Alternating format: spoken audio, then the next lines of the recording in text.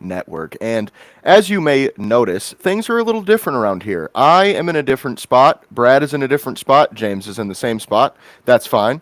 But we are also live as we speak. So, second live show ever, as we know. We had an earlier live show this week, which was pretty fun. We did a mock draft. It was a cool time. But today is the real draft. No more mock, no more bullshit. It is time to go. And I don't know about you guys, but I definitely did my yearly draft day watch last night. Had to. I know a lot of haters out here for the movie. It's not a great movie, but it's fun. So it gets you pumped for the day, you know. But with that being said, we do have a lot of rumors to kind of comb through already. Draft hasn't started yet. We're still 7 or so minutes away. So we will kind of take this as it comes. We know this is a long process, so bear with us, but we're going to have some fun. Toast to the Lions, bringing us a starter at the edge sometime through this draft. Now, with that being said, rumors are flying. The Jaguars are apparently trying to trade up. The Browns are apparently trying to trade down, which I kind of saw coming, if I'm being honest.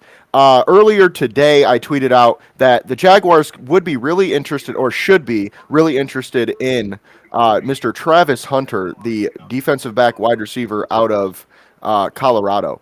Now, it's going to cost quite a bit to move up to that spot because, I mean, it's the number 2 pick. I know this isn't a great draft, but they are only moving up 3 spots, but they're giving up really the only blue chip number 1 elite prospect in this draft. So with that being said, I do not necessarily expect the Jaguars to trade up at this point, but I definitely could see it happening. So crazier things have happened, and Travis Hunter would make a lot of sense there. Wide receiver, corner. He, kind of does it all. So totally see the Jaguars moving up, and we've heard all week that they're going to make a splash, and what a splash that would be. They need corner, they need wide receiver, so we will kind of see how that shakes out. We're about 6 minutes away now. We will have a guest joining us pretty soon. We'll kind of keep it under wraps for now. We'll introduce him once he gets here. He should be here any minute. It is not someone you guys are probably familiar with if you're a Lions fan, so that'll be fun for you to hear a different perspective than what we're used to. So, but with that being said, Shedeur Sanders, okay, that might be a big conversation piece. I'm just going to leave it at that. I'll let you guys kind of guess where we're going. Dion? Ha!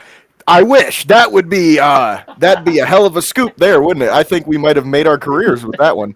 Deion Sanders Jr. follows me on Twitter, so maybe we could get Deion Sanders Jr.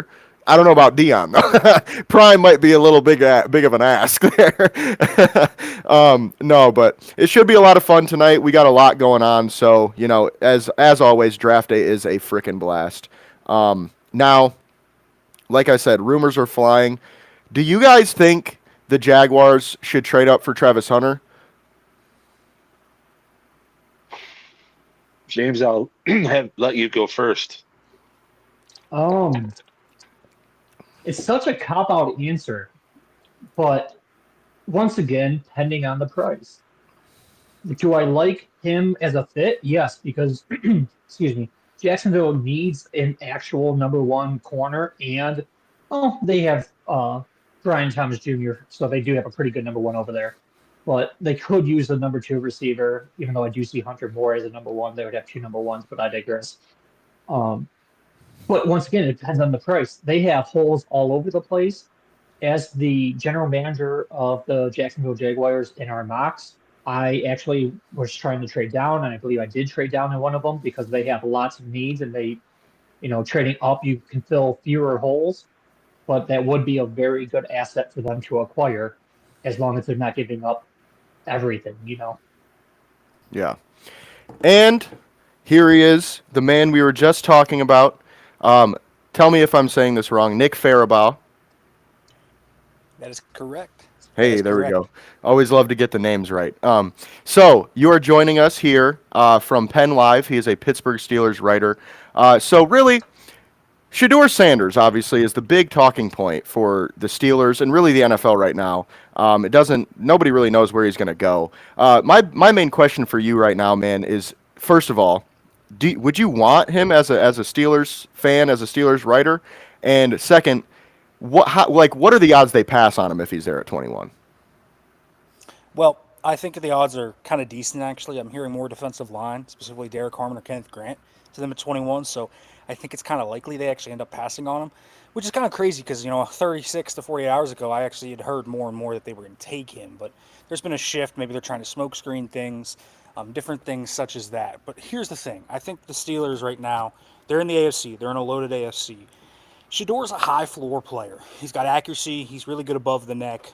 But I think he's got some issues, man. He's not got a great arm. He's not a rotational thrower. He's a linear thrower. I'm always kind of wary of guys that are not rotational throwers. He doesn't get a lot of power through his core, and so that causes some of those balls that are deep balls outside the numbers to flutter. I don't think he gets great velocity on them, so I'm kind of skeptical he's going to be able to hit anticipatory throws over the middle of the field in those tight windows. I think that's a big issue for him. I think he's a guy that doesn't have a super high ceiling. He's kind of maxed out. He reminds me a lot of Louisville Teddy Bridgewater. That's kind of who I see in Shador. He's a solid prospect, but the Steelers in the AFC right now, they need a guy that can compete with Mahomes, Burrow, Jackson, Herbert, all of these great players, Allen, all of those great quarterbacks. That's what they need right now, and I'm not sure Shador gives them that. And I think they like Shador, but they don't love Shador. And when they took Kenny Pickett, they only liked him. They didn't love him. I don't think they're going to make the same mistake again. So I'm not expecting them to take Shador Sanders. And in fact, I think it's the smart move to not take Shador Sanders. Yeah, those are all really good points, and points we've shared on this show many times before. So we definitely are in the same wavelength with you on that. My next thing would be, since you don't really think Shador is the answer, obviously, so you feel comfortable rolling into the season with Mason Rudolph under center. Well, listen, I think the Steelers need to have a year where maybe they're a little down. I think that's, not necessarily a thing that is in their DNA, obviously, between the non-losing seasons. They haven't had a losing season since 2003.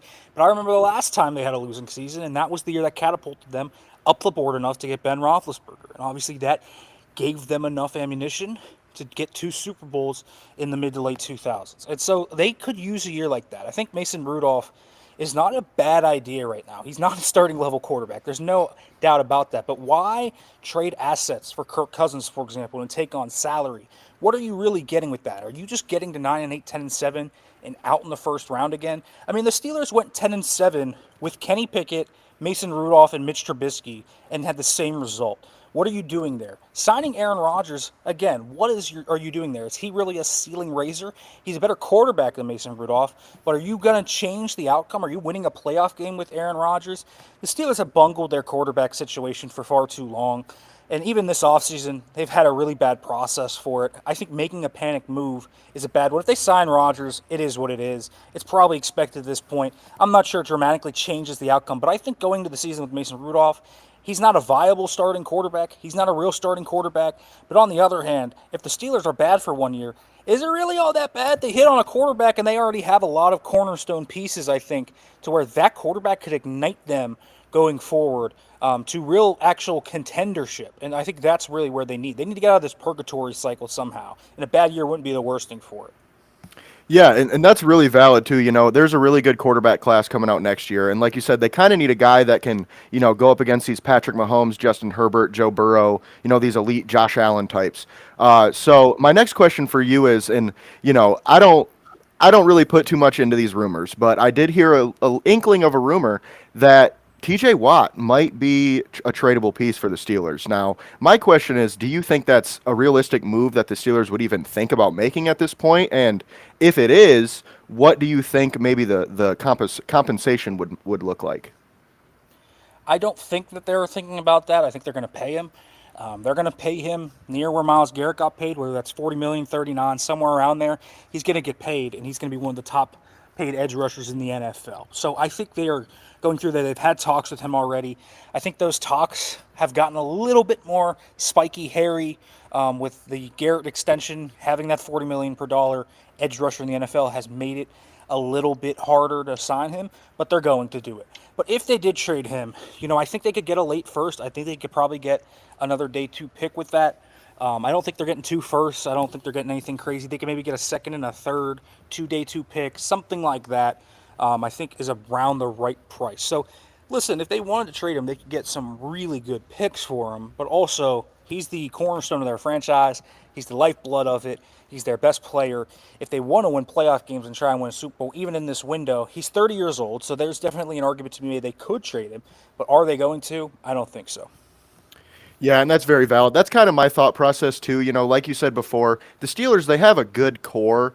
They are getting a little older, as we know, but they have a solid core for, I would say, the next 3 years probably, where they could, like you said, draft that quarterback next year or maybe even get one in free agency or however they do it, and build a playoff team, which, like you said, they're kind of stuck in purgatory right now. So I think that's a really, really great point there. And I also wanted to, I wanted to say as Lions fans, we would love it if TJ Watt was available, because I'll tell you what, if that was the case and he was available for a second and a third, like you said, oh man, I would pay that today. I would give you that right now.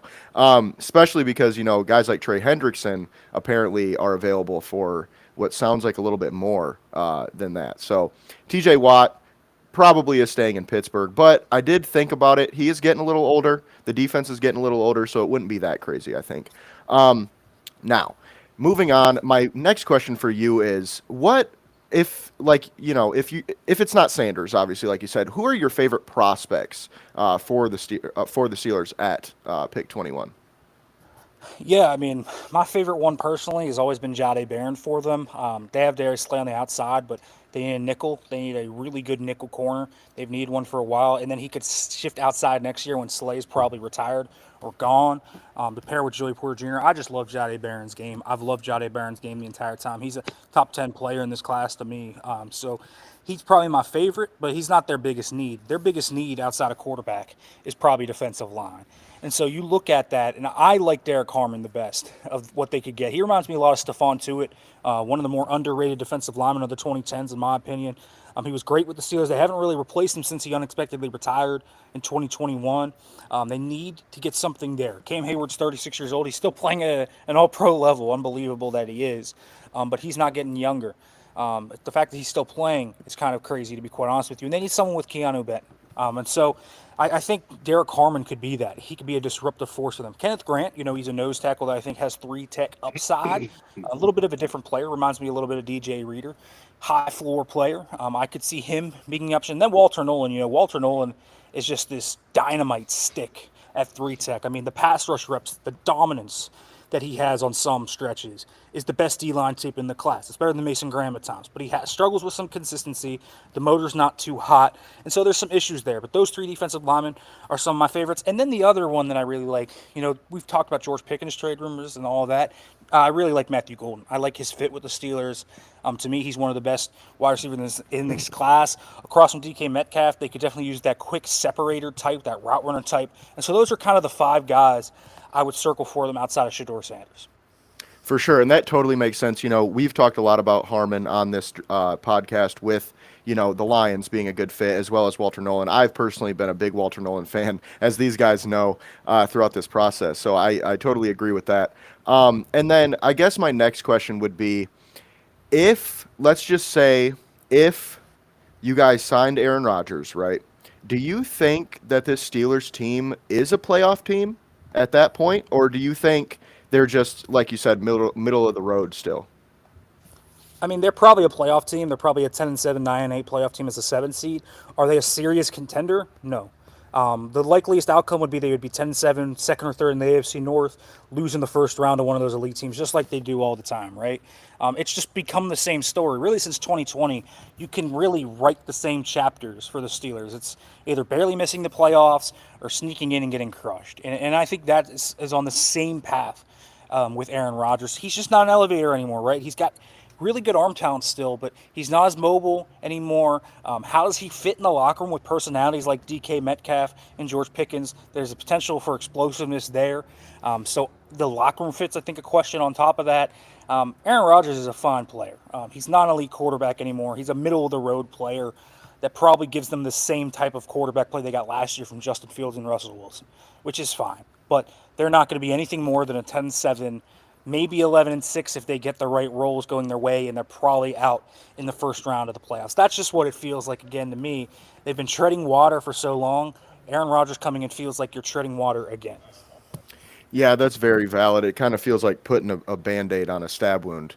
Um, but I just feel like if you guys got Aaron Rodgers, you would be a solid team. But like you said, it's not going to be a true playoff contender. So now my next question for you is about DK Metcalf. So when you guys made that trade, right? I assume. I guess I can't really assume, but I would assume that you liked it because he's a good player. It was a solid trade. Now, in hindsight, knowing that at least for 1 year of that big contract, Mason Rudolph is likely to be his quarterback, how are you feeling about that deal now? I mean, I think it's fine because they got themselves a potential out here for George Pickens. And George Pickens is this volatile player. He's not reliable, to be quite honest with you. They could trade him. I don't think they're going to trade him today, but they're probably not going to bring him back after next year. And DK is only 27, so this is a guy that's going to be a big part of your nucleus, not just this year, but through the rest of the careers of guys like TJ Watt, Cam Hayward, Minka Fitzpatrick. So he fits your window. So I think it's a good short-term and long-term play. I understand people saying, oh, it was a win-now move, and it was a win-now move, but it also was a win-now move while having long-term upside. And so I think it made sense for the Steelers. There's a reason the Steelers didn't sign someone like Cooper Kupp, for example, right? He's probably only got a few years left in the tank. He's a declining player. DK Metcalf's in his prime. He's still a great receiver. And on top of that, I think it makes sense because they needed that alpha receiver. He's better than George Pickens to me. And at least next year, you have that wide receiver one type. You can get complementary types around a guy like that. They're far easier to find than guys like DK Metcalf. And so the Steelers made that move with long-term foresight in mind, not just short-term.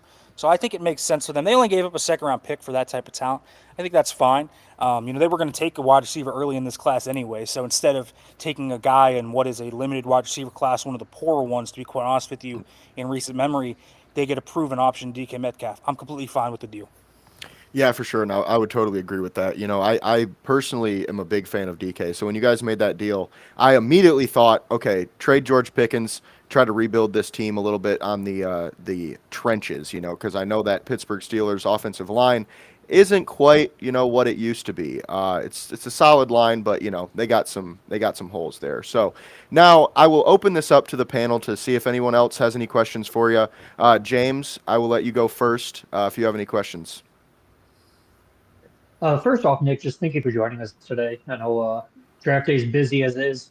There's rumors going on. The show is about to start. Actually, the Titans are on the clock now, although we pretty much know where they're going. But thank you for your time. My question to you would be, if not for like Derek Harmon or oh my gosh, I'm just spacing on the Ole Miss D tackle's name we just talked about. Walter But Nolan. what other D linemen? Thank you, Walter Nolan. What other D linemen interest you in this draft in terms of that would stand out over the others? I should say. Yeah, it's an interesting, kind of idea, right? I mean, Harmon and Nolan, I think, are the top two fits for them. Grant says knows. I think, if you're looking at other options for them outside of those guys, defensive tackle specifically, I have Harmon, Nolan, and then Grant 1, 2, 3, personally ranked in that order. But other guys, I could see them, trading back. I think that's an interesting option for them. And I could see them taking a guy like Darius Alexander or Tyleek Williams. I mean, listen, you remember what the Baltimore Ravens did to them. 300 yards on the ground in a playoff game. I mean, I think in the modern NFL, it's hard to lose a game just by poor run defense, but I think the Steelers did it. And so, those two guys, I think, would give them spark plugs there.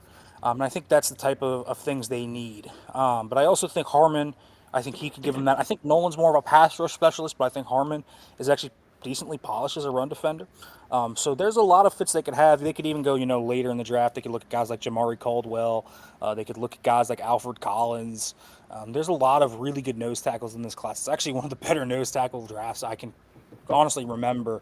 So the Steelers have a lot of options. They could double dip at defensive line too. Again, that's about building the future. They have Keanu Benton, but outside of him, they don't really have a future piece on the defensive line. So just like they spent so much on their offensive line over the past two drafts, I think they could do the same for defensive line in this class. And so there's a lot of fits for them throughout the draft, whether it's the first round or the middle rounds. Yeah, great stuff, Nick. Yeah, absolutely. Anything else, Brad, any James? questions? Okay. I'm good. Thank you. All right. Brad, you got anything for him today? Yeah, I do. You guys were talking before, about probably needing a reboot. So to play off of that a little bit, when we did our draft, I had the Steelers. Uh, I'm looking at all the needs, and there just seems to me to be a ton of needs. And so that's why I want to give kudos first to Mike Tomlin. I personally think he's the best coach in the NFL. And the reason I say that is because the way he's held this team together, I mean, respectfully, outside of Watt and a couple other players, I personally don't think that there's much talent on this team.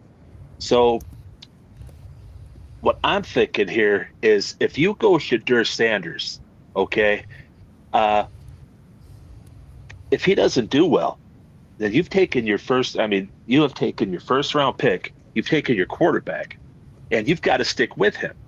And that's going to set them back even more. So I think what you're saying is get the total reboot, take a step back to take two forward. If they have that kind of let's say a 5-12 season, which could be possible, they're going to have a really good shot at getting a quarterback and starting this whole thing over again. I just wanted to get your thoughts on that. Yeah, I think it's a smart way to go about it. And not only that, they have so many compensatory picks. They might have 2 third-rounders just from compensatory picks next year. So they can have a lot of draft capital. You mentioned the holes that are going to be on the team next year. And specifically, those holes are going to be significant. I mean, they're going to have a need a guard. They might even need a tackle. It depends on what Broderick Jones does this year. They're probably going to need a defensive lineman if they don't double down this year. They'll need a corner. They'll need a safety. They're going to need a receiver. They're probably going to need a running back. They need quarterback still. It's a lot of needs that they have. There's talent on that roster. You talk about some of them. But what happens is if you have that much capital, you can build this much faster. They're going to have a lot of cap space, so they'll be able to kind of really look at their roster, spend money in free agency, build up those spots they want to, and then attack the draft with significant draft capital. And if they're high enough, then they don't have to trade up and get rid of any of that capital. They can just sit there and take a quarterback. And I think that's the smart thing to do. That's the long-term plan for the Steelers is, can we hit this quarterback, use all this capital, draft a lot of studs, have a real franchise-changing offseason, and boom, we're right in the middle of our contention period. Because TJ Watt, he's 30, he'll be 31, but Hall of Fame edge rushers do age gracefully generally. So TJ Watt should still have 2, 3, 4 really good years left in him. And I think that's kind of how they look at that and say, man, how can we maximize this window? And I think potentially a down year for them with all that draft capital, with all those needs, but with all this cap space, you can have a really fun offseason, similar to how the Commanders did, similar to how the Texans did. If you hit on the right quarterback, the Steelers can energize themselves right back into AFC contention. It's not that far away from them. They have the outlines of a plan to do that. Now they just need to execute. For sure. And, Nick, we appreciate you for being on. As always, you're always welcome to come back. This was a great conversation that we had. As we've been talking, we've had 2 huge blockbusters happen. Well, just one blockbuster. The Jaguars traded up to number 2. Okay. Wow. They have given up let me see what this package is. Let's look. They have given up the 5th pick, 36th pick, the 126th pick, and next year's first round pick to move from 5 to 2. The Browns traded number 2, crazy. number 104, and number 200. So much there. And of course, Cam Ward went number 1. However, it does seem like Travis Hunter is going to be the pick here for the Jaguars. Wow. Which is that's why they're the crazy. Jaguars. That is why they're Shaka Khan. That's what I call him, Shaka Khan. No, you could no. That's why you're the Jags. Good luck. Oh my Hey, Lord. I see you drinking. I see you drinking beer there, Jace. Okay, now if you have you ever seen a bitter beer face? Just get a bitter beer. It's like, well, as soon as Travis Hunter hears his name called, that's the face he's gonna make. Like, what the hell happened to me? So Jaguars, you had so many needs. You're such a bad football team, and you just gave up your future for a dude that will say, you know what, I'm going to play out or else I'm going to make my name. Then I'm going to tell you to trade me because I'm going to hold out. There is no way Travis Hunter lasts more than 3 years in Jacksonville. And that is one of the dumbest trades dumbest trades that I've seen in drafts in at least the last 3 years. Absolutely asinine. Well, Brad, to make you even more mad, it does Oh, not God. sound like they're gonna take Travis Hunter. It sounds like they're gonna take Abdul Carter. This isn't for sure, but from what I'm seeing here, it looks like they're gonna go with the trenches. That's the verbiage I was given. They're Okay. looking for Well, the trenches. okay. Well, they want to go with the trenches. Well, guess what? Guess who was always projected to go to him? Oh, I don't know. Mason Mason Graham. Graham. Oh, well, gee. Okay, fine. Travis Hunter right now is going, woo. Okay, and Abdul Carter's got the bitter beer face now. All right. So, Man. yeah, you compare him with Allen over there. That's great. That's great. But you know what? You got no defensive push up the middle. You're going to have no depth now. This team needed so much, and they just traded it away. You could have had Mason Graham and stayed there. Again, you're the Jaguars. Yeah, that's All I wanted to jump in real crazy. quick and say is, aren't you guys so happy we spent hours and hours in mock drafts? Because this is exactly what we all had, right? Yeah, Right. that was 4 hours of my life I'd like to have back now. Thanks, Jacksonville. Fucking idiots. Oh my lord. So with that being said, do you guys have anything else for Nick before we let him go? I do. Again, with Shadur Sanders, we just talked about. We don't need to belabor the point that he is not a franchise quarterback for you. And you take one, then you're stuck with him. But what I do have a thing with is with Mike Tomlin, not just a great coach, but a great man. He keeps that locker room. He is ethical. He is great. He doesn't like distractions. Look what he did with Antonio Brown. That wasn't Antonio's fault. He got his melon squashed by Perfect. I mean, that's just the way. That's what I see it as. Is he's never been the same. But you're going to bring Mike Tomlin's going to bring an alpha dog is going to bring that circus to town, and he's going to put up with Dion's subtle little tweets all the time because Shadur's not, this and that. And then, if I remember right, Shadur sure threw a lot of his linemen under the bus. Okay, now you guys respectfully don't have any linemen. So when he can't move either, so when he is stuck on his ass, okay, guess what? He's going to start talking. Dion's going to start tweeting. And Tomlin's going to have enough. I don't see Tomlin being able to coach this guy. So that your thoughts. Well, my counterpoint is George Pickens is a nuisance weekly, and he does it. I think Shador. I think Dion reveres Mike T in a way he doesn't revere anybody else. So there's maybe a little bit of a grace period there that they can work with. And Mike Tomlin and Shador are going to mesh well with their confidence. Because Shador, whatever you think he is confident. He has a bravado about him that he thinks he is better than you. And that is something that the Steelers like. That some teams are hating that arrogance. The Steelers like that arrogance. And so the Steelers, I mean, listen, it would be fascinating to see how it would fit. I think you're right. There's blow-up potential there. But listen, the Steelers are after Aaron Rodgers, who is maybe the most well-known narcissist in football. Douchebag. Yep. Right. So they don't care. So we'll see. But I doubt they're going to take Shador. Not because of his personality or the Dion stuff, but I don't think the football tape matches up with what they want. Right. Yeah, great stuff. Fair enough. Yeah. Well, that's all we got for you, Nick. We appreciate you for joining us as always. You're always welcome back on. Have fun with the draft. It's our Christmas, so take it easy. Don't work too hard, even though I know how it goes. All right, man. I appreciate you. Thanks for having me. Yes, sir. Appreciate you. Have a good day, Nick. So with that being said, Travis Hunter was the pick. So thankfully they didn't take Abdul Carter, because I would have been like, why the fuck didn't you just trade to 3? Why are you going to 2 to take him? But they take Travis Hunter. It hasn't happened for me yet. Well, get on Twitter, James. If you see Travis Hunter get up and run to the bathroom right after he's on the podium, he's doing it because he is crying his eyes out. He is going to be irrelevant now. Well, he's not. He's too good. But he is going to go through hell. That organization is dysfunctional.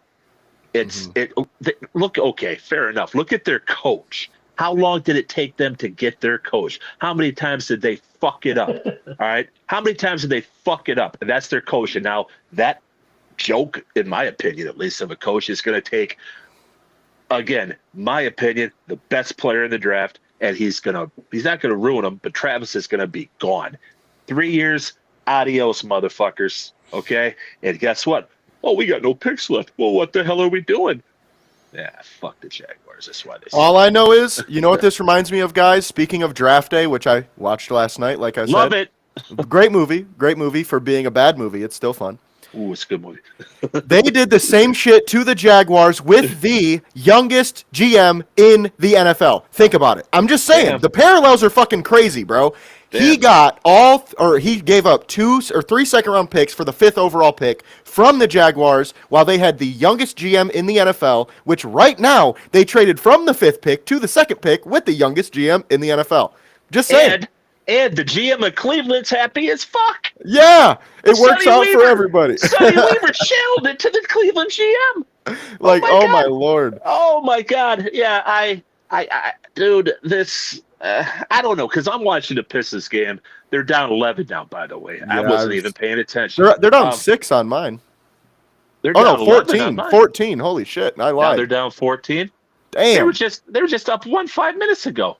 Well, you know. All right. Well, I was going on. That's what happens. Well, I guess I go on long rants. Fuck that. I'm not even watching that shit. Fuck that. I'm turning that shit back. No, I get frustrated easily with this team. Now they're down 20. Oh my Lord, dude. Yeah, I'm done. My stream stopped, and I don't feel like I should refresh it. I got a update. Sorry to cut you off there, Brad. I just got an update. No. The trades are just getting started, boys. We're just getting fucking started. Better buckle in, baby. What if fucking the Bears trade out now with, I don't know, let's see. Who do you think would want to come get Abdul Carter at this point? That's like in the top 15. I don't see anybody outside of that coming to get him, but Lions. No, oh God, yeah. Detroit, baby. Yeah, we won't have a pick until my firstborn is 5, or I'm sorry, my granddaughter's 5.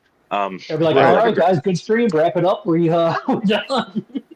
I don't have a granddaughter, but just think of that. Yeah, let's just give him this pick and this pick and this pick and this pick. No, I'm trying to think here. The Bears would be, I saw a lot of things where if they don't get their guy Genti, I see him with Stewart. I've seen him with Warren a lot. I don't know why. Because they got a good, they got Komet there. That's a good. Saints wouldn't. Saints got too many holes. Panthers, no, they need capital. Jets. I'm just thinking because Cleveland has a ton of needs. Obviously, they just traded down with Jacksonville. They just got a ton of picks. They still have that 5th pick. They are still 1 pick in front of the Raiders. What if they trade back again so the Bears can trade up for Genti, and then they just get even more draft capital, and they'll still have the 10th pick? Yeah, I would have thought. I almost thought the Jaguars were going to get Genti, and they could have if they would have stayed at 5. It looks like Travis Hunter's having a great time right now to be in Jacksonville. That's it. Yeah, okay. He looks like he's awesome. I mean, to be fair, I don't think he really wanted to go to Cleveland. I think he's like, shit, now I'm going to somewhere that's warm and nice out all the time. All right, our next guest. Have you been to Jacksonville? Seriously, have you been to it? I have, yes. Unfortunately. Okay, well, at the restaurants, the waitresses have fresh stitches in their head. That's how Hickville it is. All right. Jesus Christ. With that being said, our next guest has joined us, Mr. John Vogel. Thank you for being here. Thanks for cutting out some of your time on the, such a big day, draft day. Now, my first question is, we all saw what just happened. What are your thoughts on this Travis Hunter to Jacksonville? Yeah. It's a bold statement, guys. First off, thanks for having me. Thanks for the invite. I'm happy to be here for a few minutes as we discuss this craziness that is about to ensue. We had heard a lot about Jacksonville potentially wanting to move.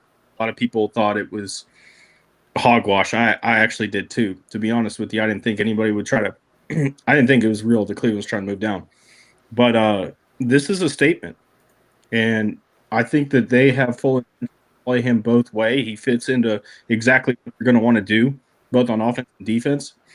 And, we'd heard that Cleveland viewed him as a wide receiver, whereas most everybody else viewed him as a corner.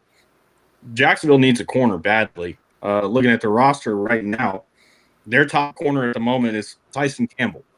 who's probably better suited as a 2. You've got a starting corner, and then you can also insert him into the offense, which is not a bad group. They brought in Diami Brown, so he'll probably rotate with him. You got Gabe Davis, you block. Brian Thomas Jr. You can't talk about Jacksonville without talking about him. So this is a statement that was made by the Jacksonville Jaguars. New staff went ahead and moved the pick next year. Their first round next year for this as well. So overall, it's a good deal. They got some capital back. And I think it's going to position Cleveland to move back into the first round later tonight. Yeah, and that's great points, especially with Cleveland trying to move back. I think that's part of why they did this, so they could get some more picks to get that ammunition. Now, the next pick has been announced already, Abdul Carter to the New York Giants.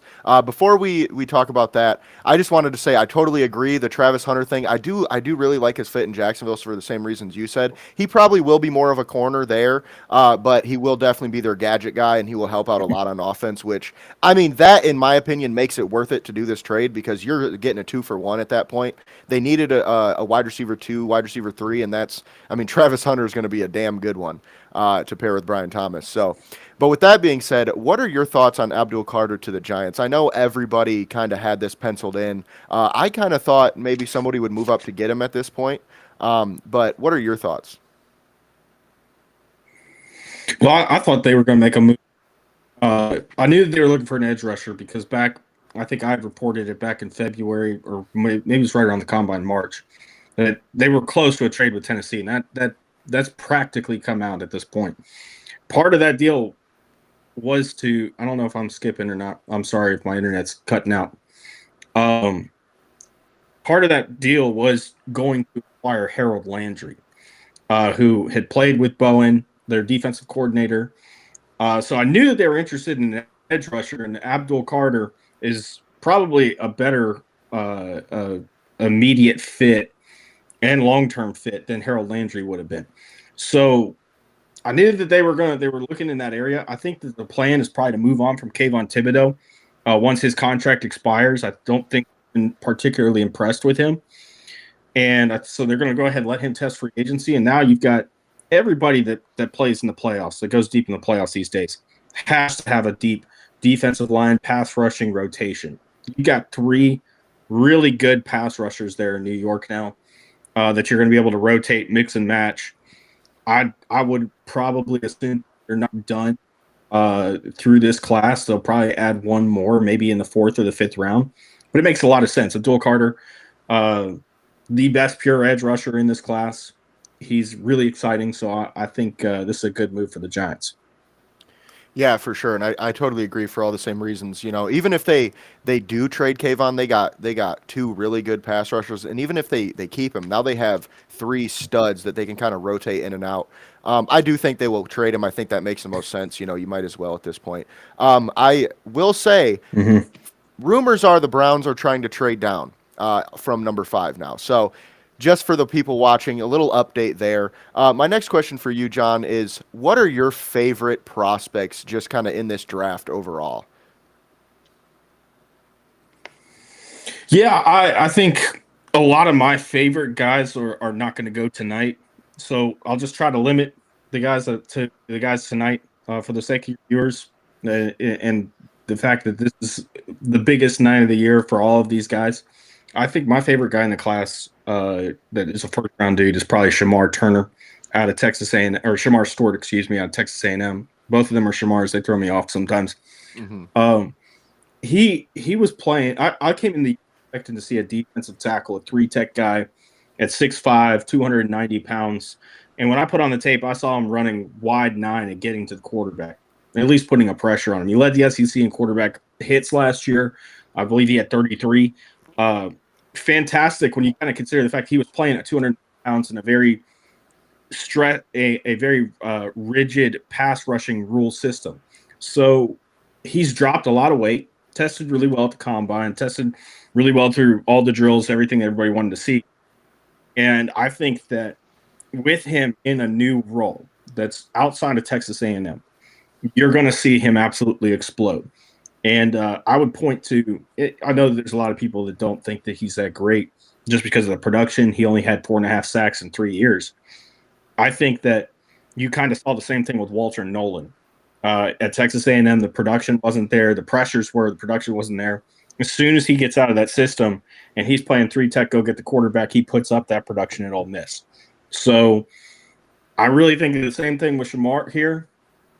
You get him into a system where he's going to be able to go 5'9", 7-tech a lot, and just get after the quarterback, and you're going to see some really electric results. Yeah, and I totally agree. Shamar is one of my favorites as well. I've said that many times on this show. I think he's definitely worth a top 10 selection. I don't really see how he makes it past the Bears personally. But with that being said, the number 4 pick is in. The Patriots have selected Will Campbell out of LSU. The left tackle, kind of the lock we all thought it would be.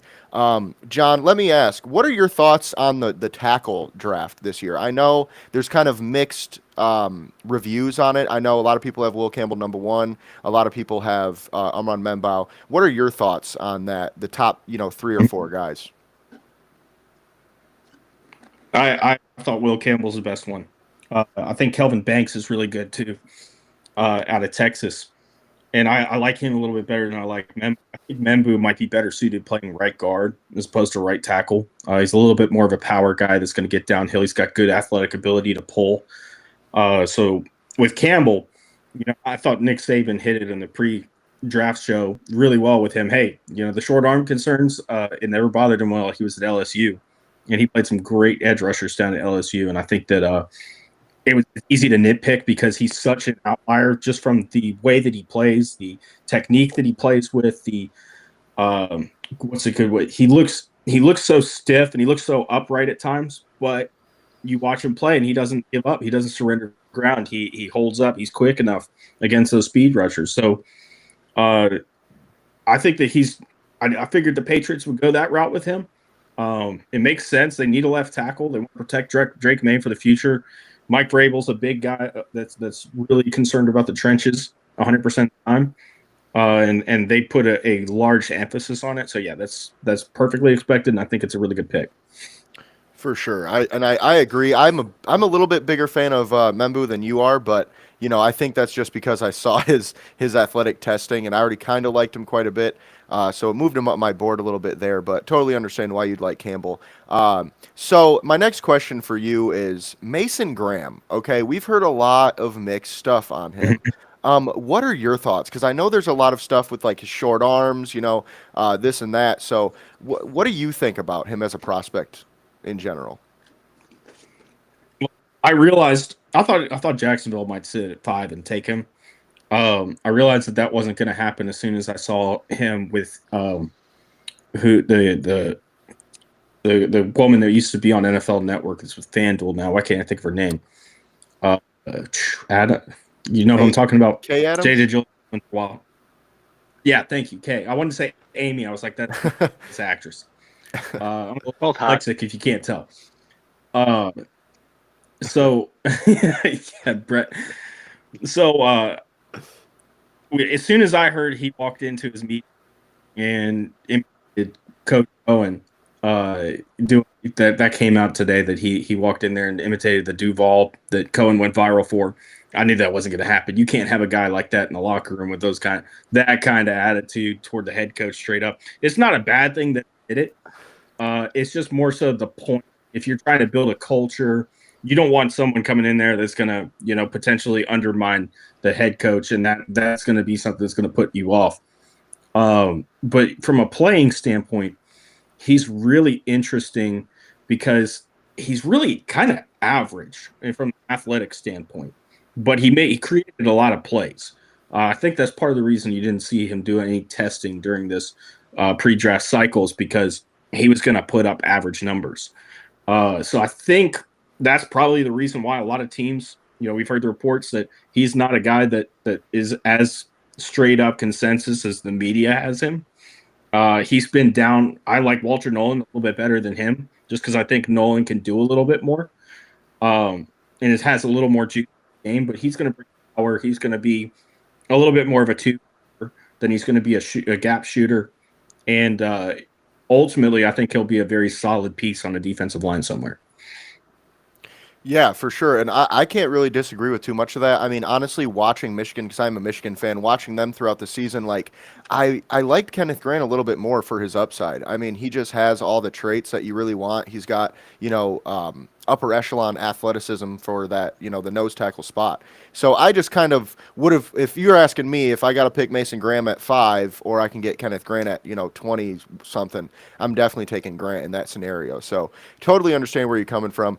Now, Yeah. I want to open this up to the panel. If anybody has questions, James, I'll let you go first if you've got anything for John today. Unfortunately, not to be lame, but I don't have any questions. That's So, valid. Brad. Sorry.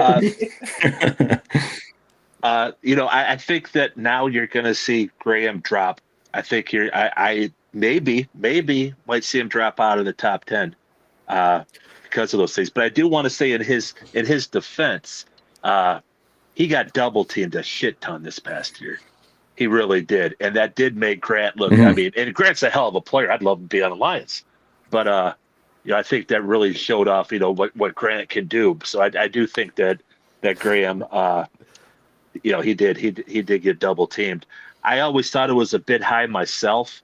He seems more like just like a grunt player. I don't think he's a good in the trenches guy. He's not a glue guy. He's better than that. But he's not a guy that at 5 is going to be like, wow, dude, this guy's making a difference. I don't see him with box office material. I just don't.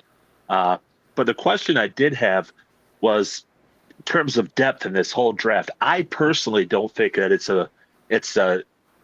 a barely above average draft. I might even go as far to saying it's an average draft. I could be wrong. I think we just already seen the blue chips, the real blue chips come off the board. And I think there's, I think almost, is there a big difference between a 2 second round this year, maybe high second round, but a second round and even a late 3rd, late 4th round type of player where I think you could behoove yourself moving down and still getting the same guys and at least getting more capital, getting guys that could be players, for instance, the Lions, they're talking about trading down with Cleveland. Let's say they do trade down. What if they traded down again, pick up a couple, say they get 2 third rounders, maybe 3 third rounders, and they get another 4? I don't think there's that much difference there. And maybe you get a Sawyer, maybe you get a Scatterboo. Maybe you start off with a JT to a guy from Ohio State. But to wrap it up, not to belabor too long, as far as the draft talent wise, and then do you see second round, almost even like 4th round, talent kind of, they're all blending in the same? So what I kind of see is from 5 to 60 is really muddled. And then from 60 to 120 muddled. So I think you're on to a point. Now, most classes, it's not that stark, right, with the muddling. The tiers aren't nearly that big. So while it lacks the blue chip top end guys that you're talking about, I personally think that, Stork will be one of those guys that when we look back on this draft 5, we're going to wonder how he wasn't taken higher than he was. I think that Grace Zabel could be a guy as well that we sit back and go, how did he get to the back end of the 1st round? Assuming that's where he ends up going. So there's going to be a few guys like that are going to just end up in the right situation and pop. But yeah, I think that you're onto something with the point that the depth in this class is super. It is a deep class in terms of guys that are going to be players, but it's lacking a lot of top end talent, and that's why I think so many people kind of shit on this class the entire time that we've been going through the pre-draft cycle, is because it lacks the top end people that we normally are accustomed to seeing. So yeah, if you're picking 10 tonight like the Bears or 8 like the Panthers, you're in a really bad spot because you can move back and get somebody that's going to be very equal at 20 or 15 or even 30 to who you were going to get at 8. Yeah. Last year's draft, I think Mason Graham would have gone in the 20s, 20s to low 20s. Mm-hmm. That's just what I'm saying. Is after Carter, it's like you talk about a drop off in the deep end. I mean, it's Yeah, a lot of these guys you're going to see. I love Stewart, by the way. A lot of these guys you're going to see, you're going to say, man, last year's draft, he would have been second round, So, real quick, I don't want to go off on a tangent with Sanders again. Hall of Fame, Colorado University quarterback Sanders. It's not even a question. It's not even a question. He's not a first round pick, and anybody who would do it, go to the methadone clinic, get off the crack pipe. So I think this draft is bad. I'm just going to be honest. This is a bad draft. So, yeah, that's my point. Yeah, I've gone back and forth. I've gone back and forth on Sanders because, I think the tape kind of says third round. You attach the Sanders name to him, and I think that goes up. But I think also, I've really come around on Jackson Dart. I've got a real friend, Mark Orsak, who he'll tell you straight up that he's gotten quarterbacks wrong before. But typically, when he's high on a guy and I'm not, he's usually right. C.J. Stroud a couple of years ago, I had some concerns with, and I wasn't as excited about him, and he straightened me up on that and helped me not look like as much of an idiot. But he really liked Dart, and the more I've listened, the more that I watched him, the more that I paid attention, the more I kind of came around to him. I think that he might be the second best quarterback in this class. But for Sanders, it's tough, man, because he's probably going to have a Jacoby Brissett type career where he's going to be a fringe starter, and there'll be certain that he'll start all 17 games and no one will want to commit to him completely. And that's not even considering the circus that he's going to bring to a locker room. So we'll see. We'll see how it goes. There about that before. Wow. Yeah, Graham. Well, look at that. Yep, I was going to say, as we were talking, Mason Graham was picked literally, Brad, as you said the words. Mason Graham's like a 20. They picked him right then. And then also, Ashton Jeanty is a Las Vegas Raider. We all kind of saw that coming. It literally was like the Mason Graham pick came in, and 30 seconds later, Jeanty. So the Raiders were very excited to turn this pick in. Well, Pete Carroll is spry for an old guy, so he went drooling. He got Marshawn Lynch. Right, that's exactly what I was thinking. He rebuilt his Seahawks. If only they had a defense. So, no, my last question for you, John, is what are your thoughts on Ashton Jeanty? I know everybody's just like, he is a stud, he's the best. But, it's always nice to get a different perspective. So, what are your thoughts on him as a prospect? Yeah, I'm a big fan. When coming into the season, he was one of those guys that kind of, there's a lot of draft analysts that they come into the year, the Blesto, grades get leaked, and all of a sudden they're talking about the guys that are super highly graded on Blesto. And Jeanty was one of those guys that was like, you're talking about him because he has the second round grade on Blesto. I know what you're doing there. Now, I had watched him, and I thought he was good. I wasn't super excited about him. I liked Singleton at Penn State. I was really surprised he went back to school. But it was that Oregon game that sold me on him because he had one of the questions I had about him was as a receiver. I knew that he was okay as a pass blocker. I knew he could run. Kind of reminds me of Frank Gore as a runner. And they lined him up out wide. I think it was in the third quarter, probably about 5 minutes to go. He runs a go ball, and Madison put him a ball that was right on the sideline. He didn't come down with it in bounds, but he had a defender draped all over him. He went up, he makes the catch, comes down with the ball in his hands. And I'm like, okay, he can catch too, because I just saw it. And he obviously put up a little more production there this year than he had previously. But that was the last question I needed answered, where I was like, okay, he's that kind of guy. But I think he's a Frank Gore kind of runner. He's an outlier because at his body type, which is just under 5'9", 216 pounds, we don't see guys run as fast as he can. And he's going to be really, really difficult to stop. Both between he can do tackles, he can be a gap scheme runner, he can be an outside zone runner. Great field vision. The contact balance is really second to none. He's going to be a really good back.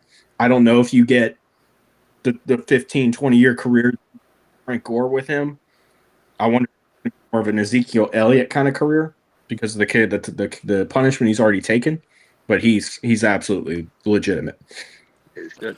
For sure, and I totally agree with that. You know, Ashton Gianti is probably I don't know if I would rank him over Bijan and Jameer Gibbs, but he's definitely right neck and neck, if not right over him. It's really tough there, Yeah. because it's like them, Saquon, and then maybe like Christian McCaffrey are like the top 5, running back prospects we've seen in the past like decade. So, absolute beast. Again, John, thank you for joining us. It was a great time. I know it's draft day, so go ahead and enjoy yourself. Don't work too hard, but I know how this day can get. So we appreciate you for coming on, and anytime you're willing to come back on, we'd love to have you. Absolutely. Thank you. Appreciate you guys. Yes, sir. Appreciate you. Thanks for coming on. Thanks a lot. So, lots happened, boys. A lot has happened. Yeah, We hey, have gotten a trade. We have gotten Mason Graham to the Browns, Ashton Gianti to the Raiders. Not too much has really changed in terms of what pick these guys were going to be picked at. If you think about it, it's the same mock we had in exact order. So, yeah, you're right. No, hey, you guys are like way ahead of me because I'm watching it. I turned it back to the Pistons. They're only down 6 now. yeah. But I'm watching it on. I got YouTube TV and I'm watching it on the NFL Network. Yeah. And you guys are pretty ahead of me. Is there a reason? It's on Twitter. I have updates on my phone, so I'm getting messages okay. for every pick. Yeah, All right, like got right you, now got they're you. just they're saying the Raiders pick is in. They haven't Yeah. announced Yeah. it yet. They had just announced it But on mine. Ashton Gianti's walking Okay. up to the podium right now. Okay. Yeah. Commissioner's Okay. at the So podium we're all for me. set. Okay. Okay. Yeah, So yeah, set. we're all on Yeah, the same I saw it page on the 5 minutes ago TVs. Yeah. on X. Yeah. Yeah, See, we but that's the thing. already Got to learned give it to all them while 4 they're minutes here. ago. Yeah. Yeah. So, but yeah. One thing I So wanted to say. yeah. Go ahead. No, you go ahead. As I was saying with how I like having an abundance of good things like the D line all across the board and whatnot. I am a bigger fan of Mason Graham than you guys are. I do think he was a top 5 player in this draft, and I will say probably 5th.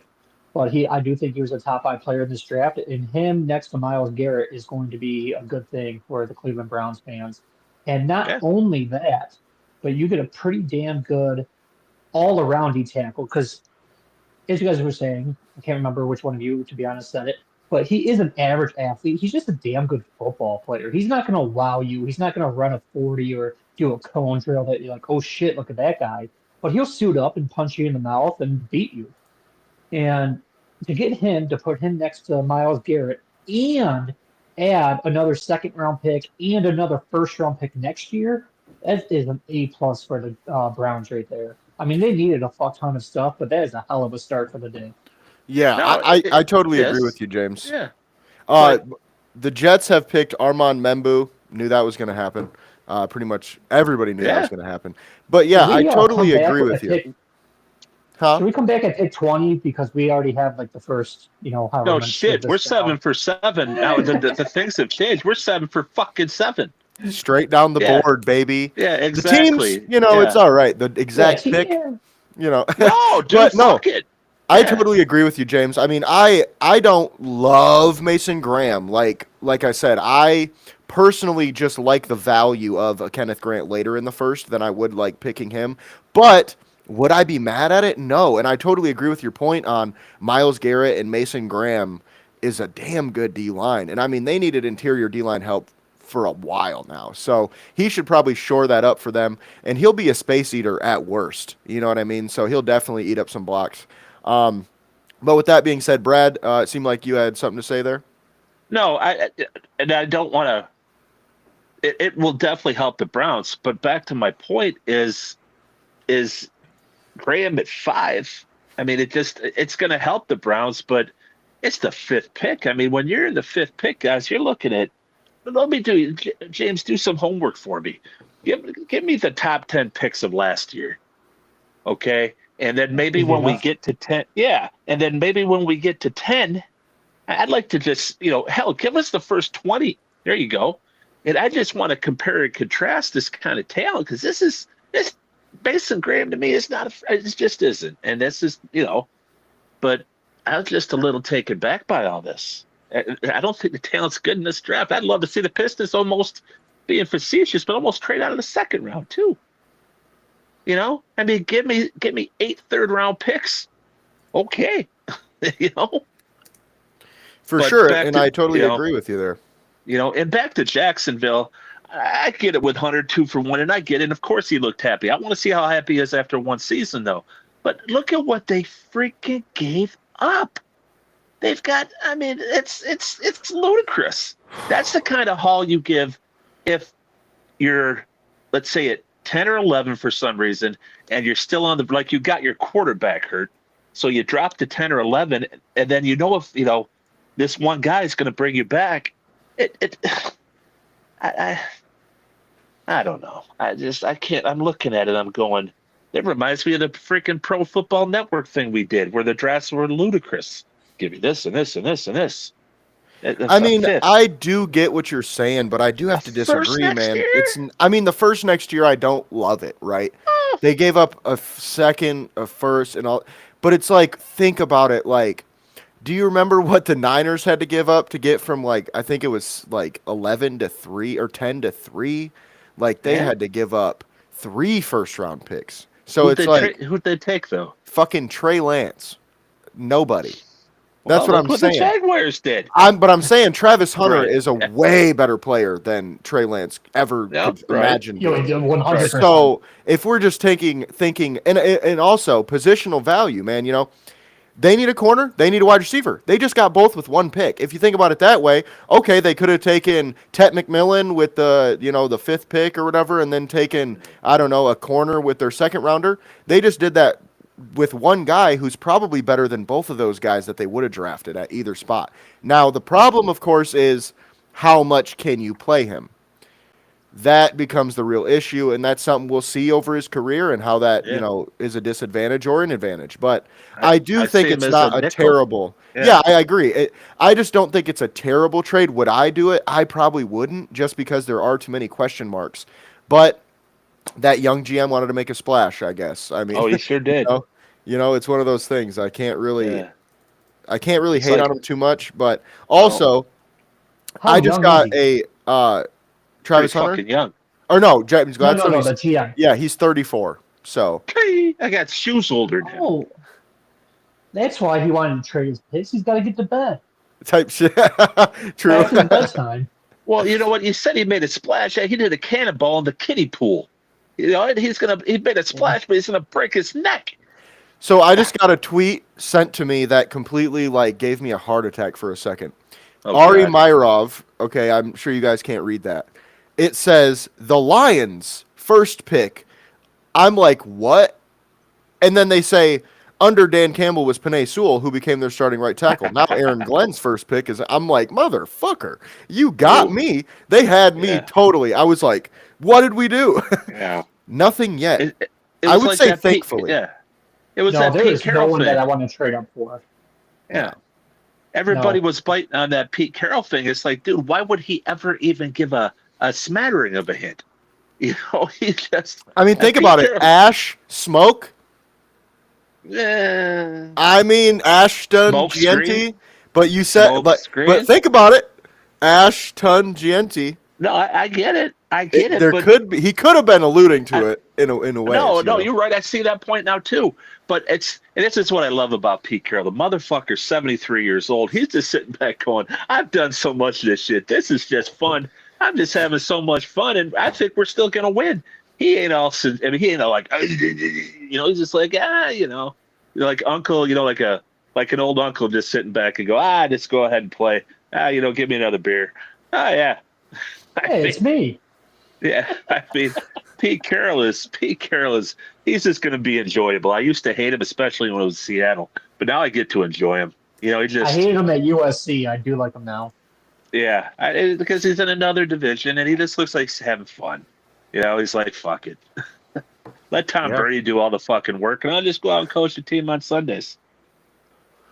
Okay, so the Giants just now accepted Kayvon Thibodeau's 5th-year option and said they will not trade him.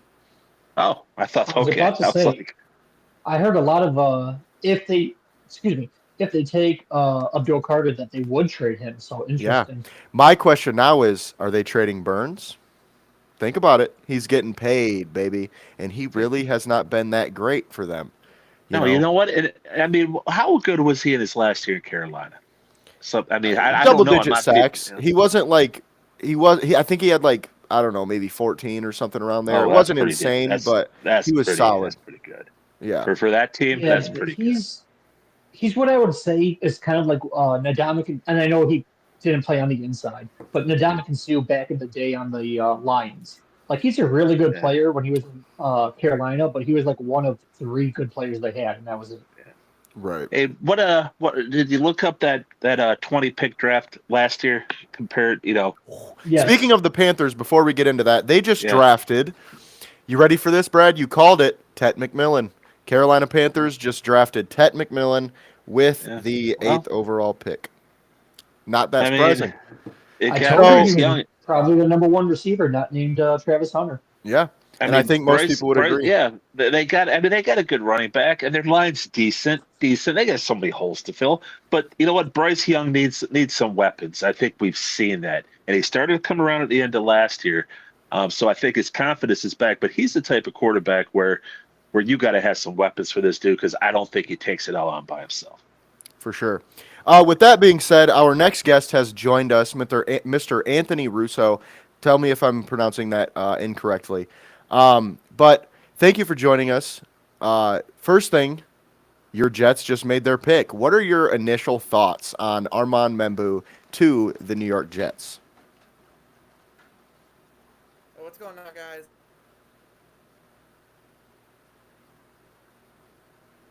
Oh, looks like we lost you. What I'm feeling right now? Oh, there we go. You got me? Yeah, you're good. You guys hear me? Okay. Yeah. So sigh of relief. I was waiting for the Jets to screw it up, but they didn't. Armand Memphis is a great pick. Fills a big need. We needed a right tackle, and I think he's a really solid player. So, yeah. After all the craziness of the top five, the Jets kept it simple, and I'm happy. Yeah, and I've always been a fan of Membu throughout this process. You know, he was a little bit farther down my list at tackle until he tested, and his numbers were completely, through the roof. So I agree the Jets got a really good player. My other question for you is, what would have been your definition of screwing this up? I'm assuming a tight end because I know that was a lot of the the chatter there. So tight end, I would say right tackle and tight end are the two biggest needs on the Jets right now. I would have been fine with Tyler Warren. It wouldn't have been. I prefer Membu over Warren, so I'm glad that's the route. My definition of screwing it up, well, it would have been if quarterback was in the conversation, which it doesn't seem like it was, but if that was Shador or Jackson Dart, I wouldn't be on this stream right now. I would have broken my computer and didn't hear from me for a while.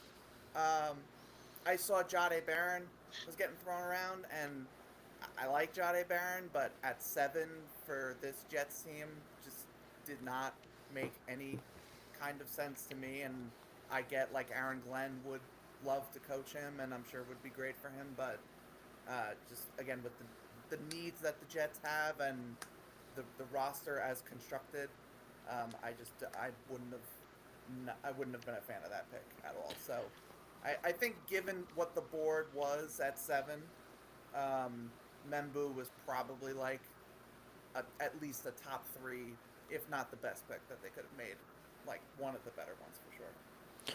Yeah, for sure. And I would totally agree. You know, like you said, tackle and tight end are two of their biggest needs. Personally, I just don't love the idea of taking a tight end this early. Maybe it's just TJ Hawkinson PTSD. I mean, or Eric Ebron. I love Hawkinson. Don't get me wrong, but it didn't seem to work out here in Detroit. We traded him after all. But Eric Ebron was an absolute bust. So we have Oh not God! had great.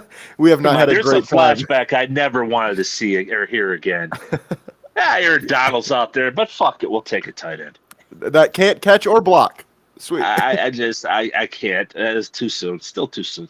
The Brock Bowers thing, I think, is really like we need to relax. Like Brock, great, obviously great player, broke records, transcendent player for the Raiders. Like, I'm not disputing any of that. Brock Bowers is a one of one. Like, no, I don't expect Tyler Warren to be a Brock Bowers. I don't expect Colson Loveland to be a Brock Bowers. It's like this idea that like Brock Bowers has like broken the glass ceiling of like, oh well, now we can take tight ends in the top 10. Look what Brock Bowers did. It's like, no, whoa. Let's pump the brakes a little bit. And again, I'm a Tyler Warren fan. I do think he's actually one of the better players in this draft, but to like automatically assume now like tight end is worthy of like a top 7 pick is maybe a little gun. There's a word I'm trying to think, but yeah, crazy. We'll say. Yeah, totally. I totally agree there. Now, my next question is, obviously there's some Lions Jets connections here. You guys took our defensive coordinator this offseason. My question for you is, how are you feeling about Glenn? Do you like it? Do you love it? Are you indifferent? What are your feelings right now? So I like Glenn. I think Glenn as a coach is a very good coach. I think he did a really good job with the Lions defense, especially. I think people almost forget how many injuries your defense had this past season. Like obviously, like Aiden Hutchinson was the big one, but that front seven was littered with bad injuries to good players, and yet they still, they went. I think they wound up going as far as they were gonna go, given the circumstances of that. Um, so Aaron Glenn did a really good job. I think he's got the player background, obviously, which is nice. It seems like players like to play for him, which is a big thing. So I think he can be a very good head coach. I am more worried just about the you know Woody Johnson is just Woody Johnson. He carries his own problems. Um, the the GM we yeah, the GM we hired, I'm a little I'm not as sold on yet.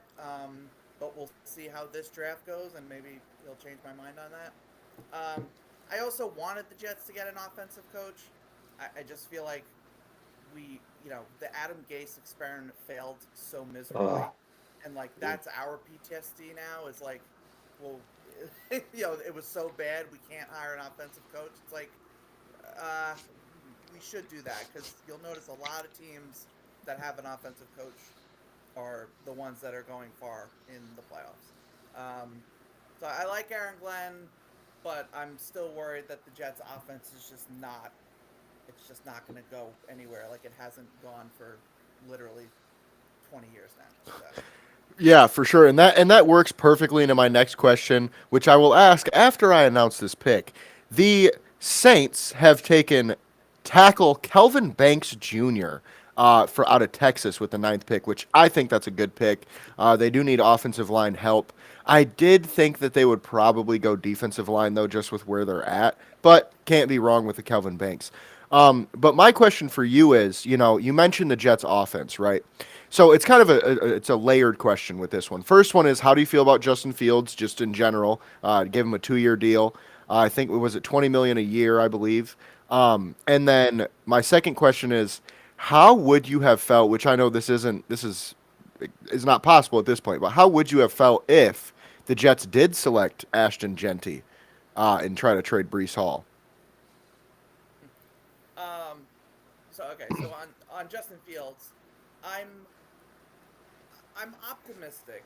I'm not expecting Justin Fields to be our franchise quarterback for the next decade or whatever. I think the goal of Justin Fields, which I think is smart, is we got him on a 2-year deal. Bring him in, have a guy that can use. We saw him win games in Pittsburgh, right? Obviously, he then got replaced by Russell Wilson, but he was capable of winning games and playing fairly well when he had the pieces around him. So you know that he can at least like hold it together.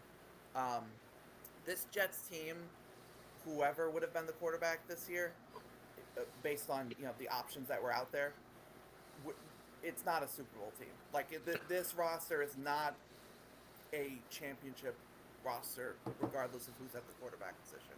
So, I think when you bring in a guy like Justin Fields, who can be a bridge quarterback, but also gives you some upside, maybe he does wind up being a solid starter in a year or two with Tanner Angstrom. It's possible. I'm not like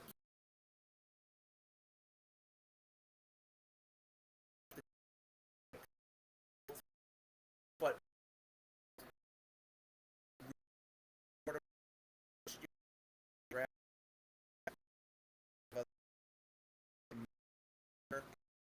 quarterbacks than the group that we have in this class. Um, as for Ashton Genty, and before I say this, I will acknowledge Ashton Genty is one of my favorite players in this draft. He's third or fourth on my board. I forget where he wound up. I think he wound up fourth. But yeah, top 5 player in the class. Not denying the talent, but if the Jets would have used the 7th pick on him and not address the other needs that I talked about, tackle, tight end, we need help in like the interior D-line next to Quinnen, whatever. But like Ashton Genty, great player, but like you can't use the 7th overall pick on that when you have Breece Hall. Like, what are you gonna do? Then you're gonna trade Breece Hall, get whatever you get for him, but you didn't really solve anything. You kind of just like you created a problem that didn't exist and then filled it with a great player. But like you already have a great running back. Breece Hall can be a top 10 running back easily when he's healthy. So, you already have that.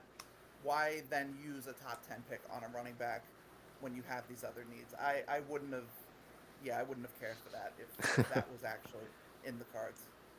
Yeah, for sure, which I totally understand. I asked because I saw some report of Ashton Genty possibly being, and I was just like, why? Or no, it was Breece Hall was possibly on the trade block, and I was like, are they going to take Genty? Is that the idea here? I was just very confused by that.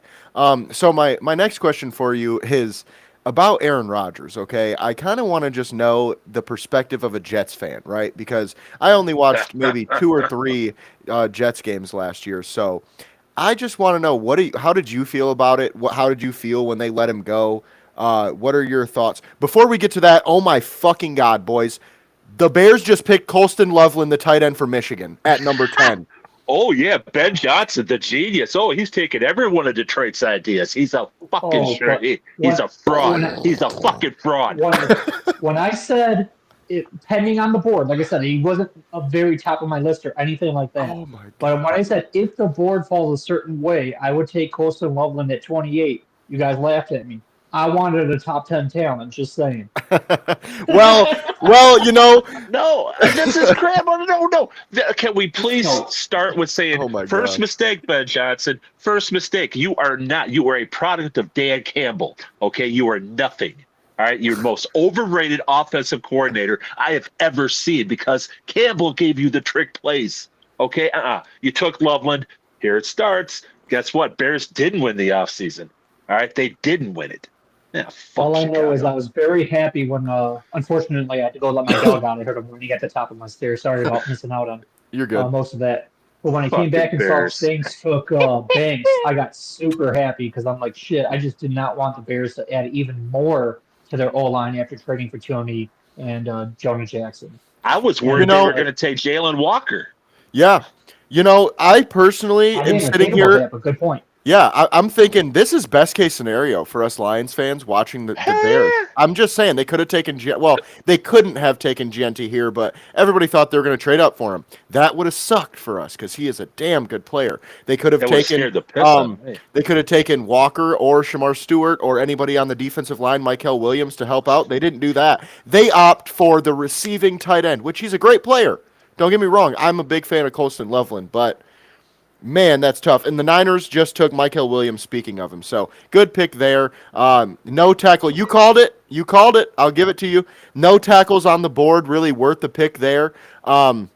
So things are happening here. So back to you, Anthony. What are Yeah, your sorry, we didn't thoughts mean on to Aaron blow up. Rodgers? We Yeah, just hate sorry about that.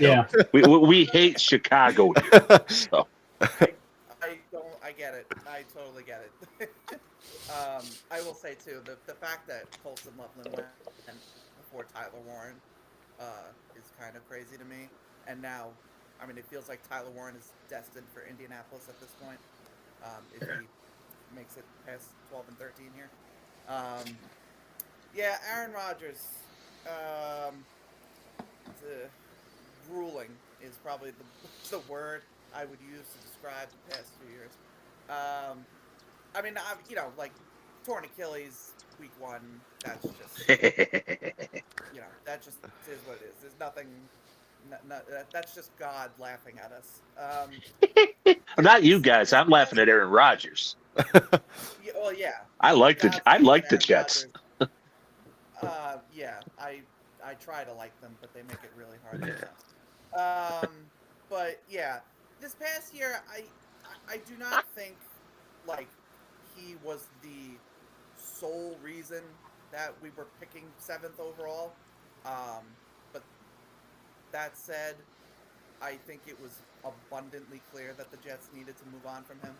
Um, and I would have said that even before like the stuff came out about like Aaron Rodgers not being happy with how like he got told by Aaron Glenn like they were going in a different direction, whatever.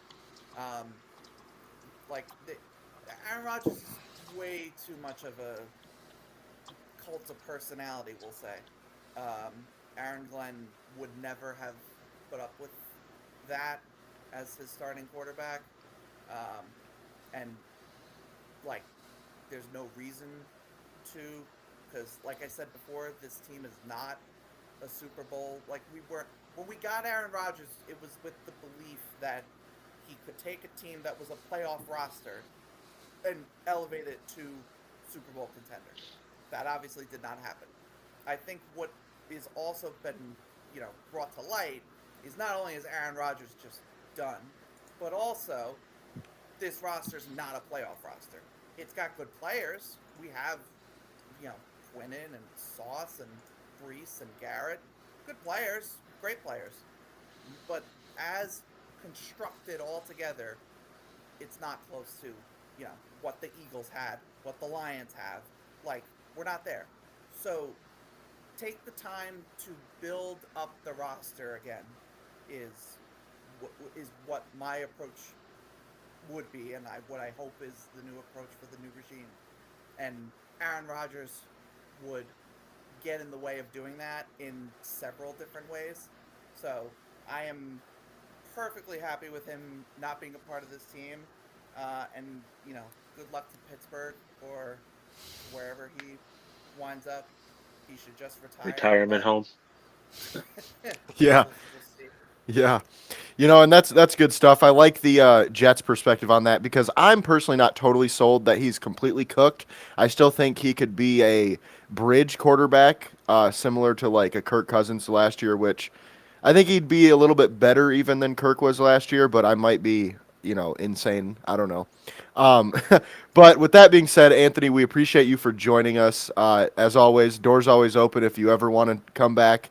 It's always great talking football. And of course, draft day is a crazy day, so it's always great to have you on. Again, we appreciate you for coming. Having me. Yeah, send me the invite. Hey, whenever you want to have me. Yeah, and this is a hell of a time, and it's only going to get crazier from this point on, I bet. So. Yeah, for sure. For sure. Take it easy, man. Have a good night. You too. Thanks. I All want right, to jump well- in right away with Michael Williams to the 49ers. Just saying. Hey, look, man. You weren't wrong, but you weren't necessarily right because there wasn't a tackle left. Okay? If Kelvin Banks was there, I think they take him still. but he wasn't. So Probably, but I took him over Bigson in at least that first mock. yeah, But I you do were agree, right. they might have Yeah, took him. you They might saw have that. taken him if he You was saw that before, and really anybody did, because I didn't really see Michael Williams getting mocked there that often. You know what I mean? It seemed I more. never saw him getting mocked there. I just saw the 49ers are a team that often takes best player available. And with the 11th pick in most mocks, he was one of the best players available. And Mhm. like I said, I love the overloading at one position. Because, yeah, it's hard as hell to stop Nick Bosa. But how the hell do you stop Nick Bosa and Michael Williams? Yeah. Like, And with that being said, our next guest has joined us, Mr. and tell me if I'm pronouncing this wrong, Dave Heilman from SGPN Network. Nailed it. Beautiful. Thank you for being here. First off, you know, this has been a crazy night so far. We're just kind of going through things as they happen. My first question for you today is what is your favorite pick so far? If you can just pick a couple that you just really enjoyed. Yeah. I mean, from if you're a football fan, you're gonna like some of the trenches and some of the lineman stuff. I love the Membo fit for the Jets. I've had that one all along. I thought that was a really good fit, and it just says what the Jets are wanting to do. They got Justin Fields. They're gonna want to run the ball. We'll see if Brees Hall gets moved or not. But you look at someone that Penei Sewell type of player for that right side, in that Aaron Glenn new system. So I like that pick a lot. I think that was a good one. Yeah, me too. I personally also had that pretty much for weeks now. Felt like the most obvious pick for them, and they just really needed to shore up the O line. It seemed like they were too old and not good enough there last year. So, and obviously grabbing Olu last year really helped, but they still needed some help there. So, Well, and you also have to look at kind of like there's not a lot of tackles, so you take one while you can. There's a whole bunch of D tackles. There's a whole bunch of running backs. There's some good tight ends later. I mean, you can get Mason Taylor day 2 instead of Tyler Warren day 1. You're not going to get someone equivalent or equal to Membu day 2. So I do look at that when you're looking at like how are you going to pair your draft, and some of these weaker positions like tackle. Kelvin Banks is probably not a top 10 tackle, but because it's such a weak class, he's a top 10 tackle. So yeah, for sure, and I totally agree with that. Like we've talked about that many times on the show. Like this draft is pretty average. You know, there's the top two, I would say, or top three. I would put Genty up there. Hunter, Carter, Genty. After that, I know a lot of people put Cam Ward up there. I just don't personally see him as a top tier quarterback prospect. I mean, he got picked number one, but in draft classes prior years, I don't think he's even a top five guy. So. With that being said, what are your thoughts? Because I know you're a big fantasy guy. So, what are your thoughts fantasy wise on the offensive weapons we've seen with Cam Ward, Genty, and McMillan going so far? yeah, Hunter. and back to Cam Ward, I've never seen a first overall pick have like the lowlights were shown. I've never seen that. Like they showed the highlights and then they showed him throwing like like what I was like, this is not good. But Cam Ward is fun, and that's it's good for Calvin Ridley. Will Levis had his moments and stuff like that, but Cam Ward could be he's could be a Jameis Winston type where he's maybe better for fantasy than he is for Great comparison. reality. I appreciate that. Great comparison. And then Genty, you're looking at that Chip Kelly offense going, okay, like that could be really fun for fantasy. I did post on Dynasty Trade Calculator, is this move the needle up, down, or stay the same? It's not going to be a great offense, so maybe the TD opportunities aren't as high, but I think you're looking at, like, if they're going to take him as high as they did, the sixth overall pick, he's going to get a lot of action. And then Tet McMillan, that's good for Tet because he's going to be the number one, obviously, on the offense. And then you got Bryce Young, so far so good. And then Colson Loveland, I just cashed on that. I had Loveland as the number one tight end off the board. Bears getting Loveland. It's going to be fun. Yeah, personally, that Loveland one shocked me to the Bears. I mean, as a Lions fan, we all rejoiced live on the pod. Like, it was like, oh, sweet, we don't got to worry about Ashton Genty or Shamar Stewart or Jalen Walker. Like, cool, that works for me. You got a guy who might catch 5 passes a game for you. Great, and that's on his best day, I think. Like, they have a lot of weapons over there now in Chicago, which is always good, for the offense. But speaking in fantasy terms, it's not that good when it comes to fantasy because now you got another guy to feed. Yeah, and I'm a big Daniel Jeremiah guy, so I've been listening to him throughout the process, and he said on his media call before the combine that like he had grades on Loveland and Warren the same, and that his media call this week he said, don't be surprised if Loveland goes ahead of Warren, and it's just again it's a fit thing. It's not necessarily that everybody thinks that Loveland's better than him. It's a fit, and you can see the same thing with Shedeur Sanders and Jackson Dart where. I think Jackson Dart's going to go ahead of Sanders. And it's just going to be a fit. Like, there might be teams that need a quarterback, like the Giants and the Browns, that play in bad weather, tough, conferences. They got one guy with a stronger arm, a bigger guy, and Jackson Dart fits that build a lot better for them, where, like, Sanders fits more of, like, the Saints and some of these, teams that are playing in warmer weather in a dome. Same with Loveland. Like maybe that was just a better fit for Ben Johnson because he's more of a Laporta type. Yeah, for sure. And that's a really good point. I personally had Loveland over Warren as a prospect just because, like, I think a lot of people forgot what Loveland was capable of last season because of the quarterback play. But the year before, man, he was the best tight end. Like, I mean, I guess Brock Bowers, was still there, but he got drafted last year, so I don't necessarily put him on that same list. But I think he was the number one guy this year. I love Warren, but the one time I watched him live, he had a good game, but I just didn't see all these top tier traits that everybody was talking about, especially in the blocking game. I mean, he's a good blocker, but nothing elite, I don't think there. So. Yeah, it's hard whether you're looking at the box score or even just the tape off of 1 year going, well, Loveland wasn't that well. He was hurt for almost the whole year. He had to have a shoulder surgery. So he hasn't been able to be like active during this process. So we haven't seen him, do a lot of things because he couldn't run. When we interviewed him at the combine, he had a sling on, So, it's different. And like with Warren, nothing against Warren. I think he's a good player. But you always you prefer the guys to have an early breakout. I want to see an 18-year-old that's beating up on a bunch of 22 and 23-year-olds. Not a 23-year-old beating up on a bunch of 18-year-olds. And so when you have someone that has like that 1 year breakout and it's a late breakout, it's not as it's just concerning because there's not as much data to show that that's going to translate. When those guys like Jeremiah Smith is 17 dominating, like that dude's going to translate. Like, hopefully he stays healthy, but he's beating up first round corners at 17 years old. Like, he's going to be a monster. Yeah, for sure. And I mean, he could be as good as like number one next year, depending on the quarterback situation there. So, but and that's a good point with Warren. Like, like you said, I do like him as a player. It's just one of those things where, you like you said before, it's a fit type of situation. It depends on what you need, what you want. And I also believe, the whole 23-year-old beating up on 18-year-olds is a great point because a lot of his, elite traits are his physicality. I mean, it's how physical he is in the run game, whether it be blocking or running the ball. I also don't really see him running the ball in the NFL at all, honestly. I mean, I could see maybe 2 carries a season type situation, but he's not going to bring that over to the NFL. No, I don't see the Wildcat stuff. Maybe he's everyone's going to need a tush-push specialist. Maybe he's the guy. I think Warren goes to the Colts. I think that's going to be the pick. Yeah.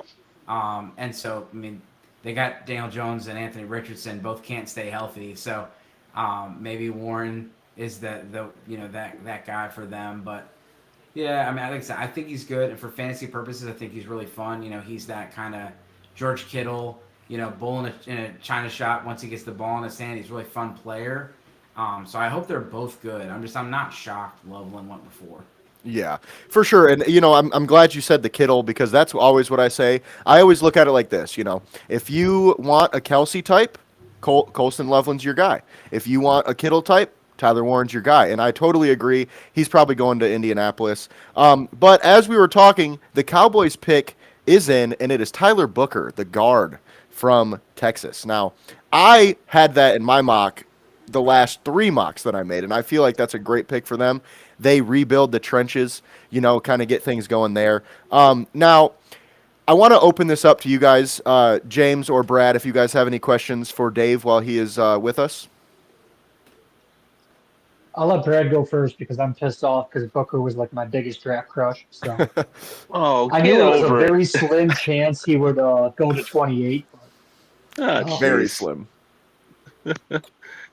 All right, so we'll let James get a tissue real quick. But the question I do have is, I saw 3 blue chip players in here. Okay, then I saw some pretty.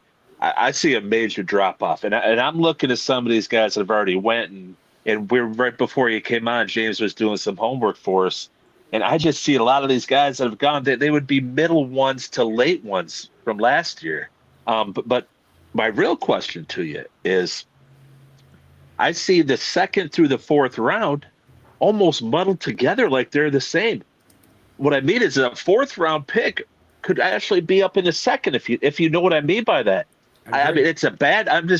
My personal opinion. It's a bad draft this year, and so 2nd to 4, I've never seen anything like it. When people could do that and it could go anywhere. Just wanted to get your thoughts on that. Yeah, I mean, what they described it as is it's a starter draft. It's not a star draft. So you're going to get a lot of starters. Some of these guys are going to be wide receiver 2s, not wide receiver 1s. They're going to be CB 2s, not CB 1s. But you're going to get starters. Defensive tackle, I think you're going to get starting defensive tackles in the 4th round. I think tackle, after the 1st round, you're done. Like, everybody's a guard or a backup. There's not a good quarterbacks. The receivers are okay, but there's a bunch of, like second, 2s and 3s. Running backs. Cornerbacks, yeah. Running backs corners. are so good. You could probably get a starting running back in the 5th round. I mean, it's going to be so good. And they hurt each other because they're so good. You can wait. You go, I like these 3 guys, and so like a cluster. I'm gonna until there's 2 of them left. I'm not gonna take one. And you're like, holy crap! It's the 5th round, and Rashul Tutin's still on the board. Devin Neal's still on the board. Dylan Sampson's still on the board. You're gonna take one of those guys. So I think you see some of those 4th round guys pushed up into the 2nd round, and some of the 2nd round guys push into 3rd and 4th. But there's some good depth that it's just like we talked about tight ends. Like when the blue chips of your draft are tight ends and running backs. You know what I mean? Like Jalen Walker, they're saying he's like they labeled him as a blue chip. Daniel Jeremiah and Bucky Brooks said blue chip. Still on the board. He's still on the board because he's a 6'1", don't know what to do with him. Isaiah Simmons kind of player where if he was 6'4", he would have been the 4th, 5th pick on the board. Instead, he's on the board still at 13.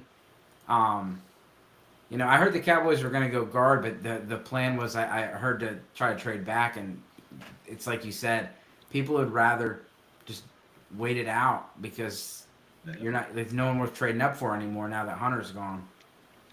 I think this behooves I think this behooves the Lions because they're in a position where teams might want to come up, but it's just my thoughts. But just thinking, Bill Belichick and his penchant when he was with New England is trade back, trade back, trade back. He'd be having a field day with his draft right now.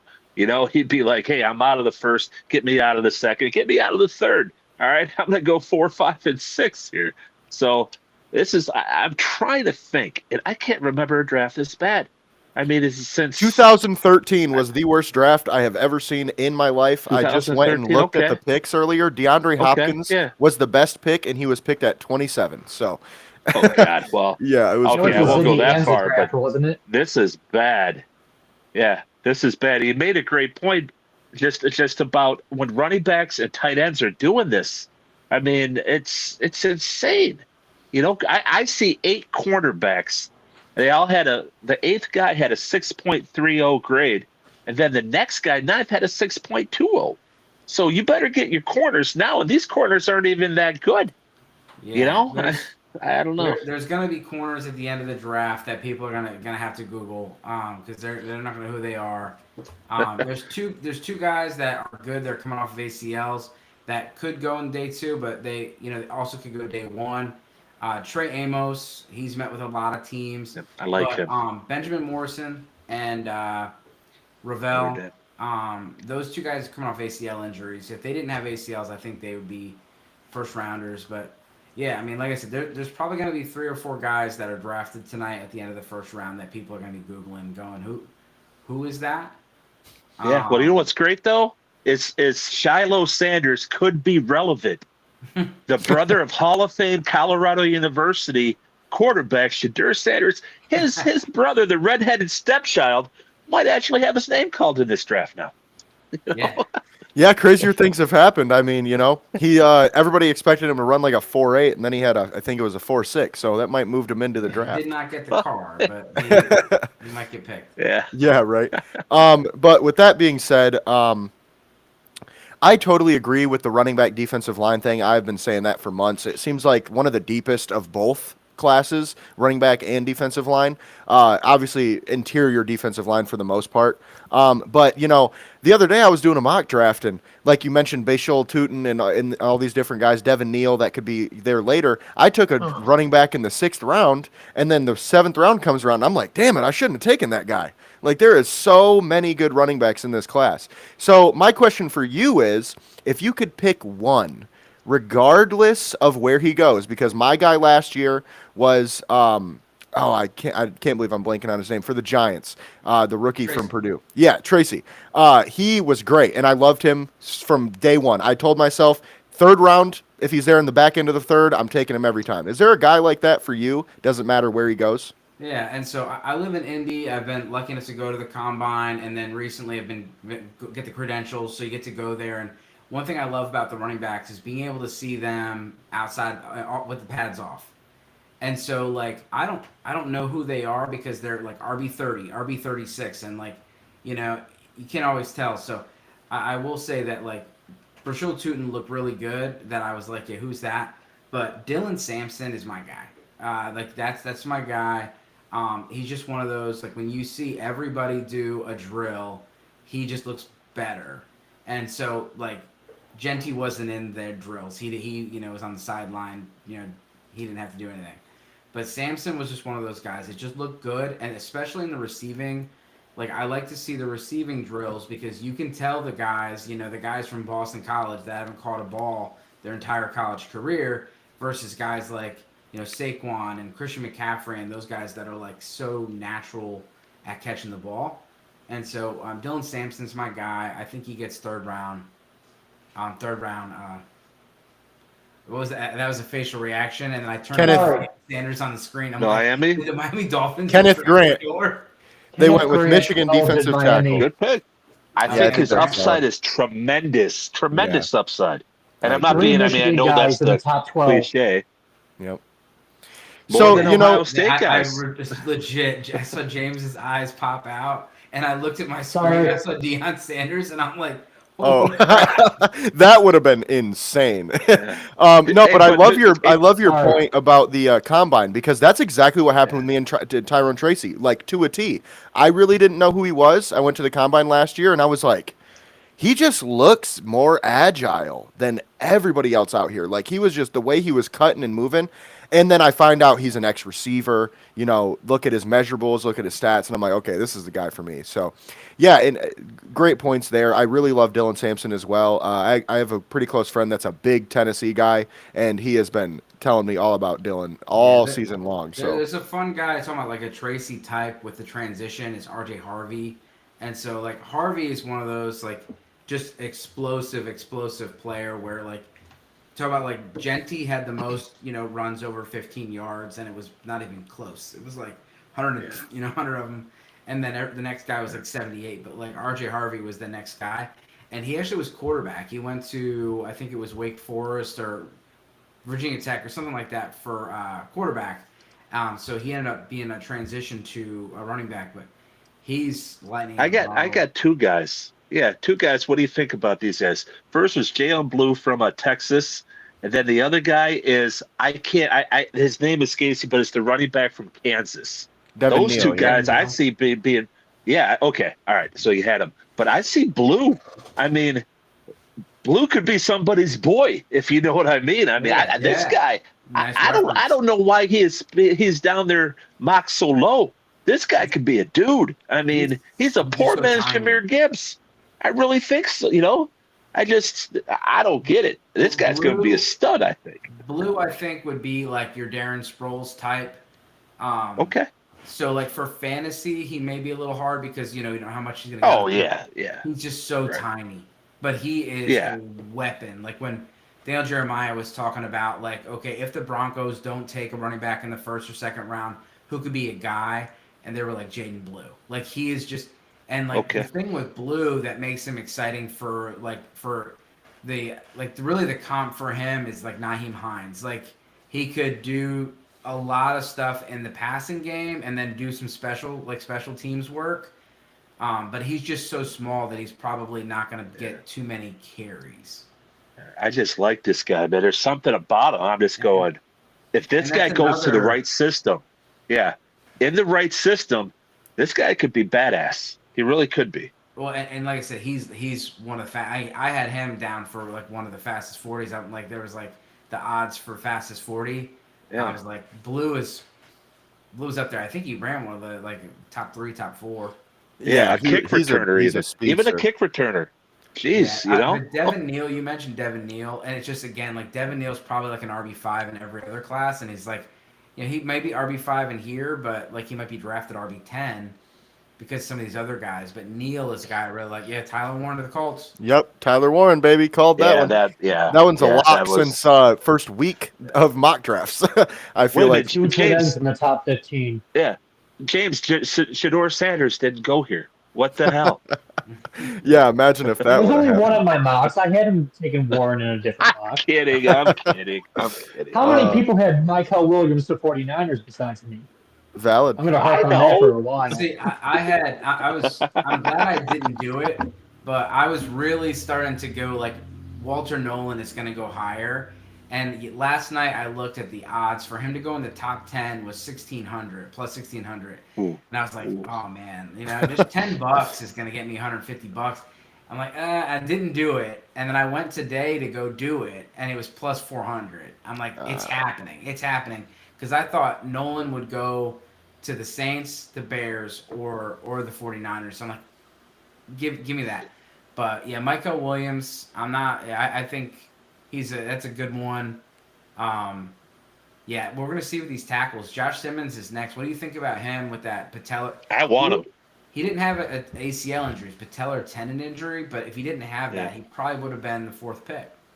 Yeah, I totally agree, and I've been saying that for weeks. Honestly, like Josh Simmons is probably the best tackle in this draft if he doesn't get injured. Like he's a beast, man, and I feel like a team like maybe the Rams later in the first round would make a lot of sense, or maybe the Chiefs trading up or Houston as well. I had him going to Houston in a lot of my mocks. I just feel he's one of those players you take him.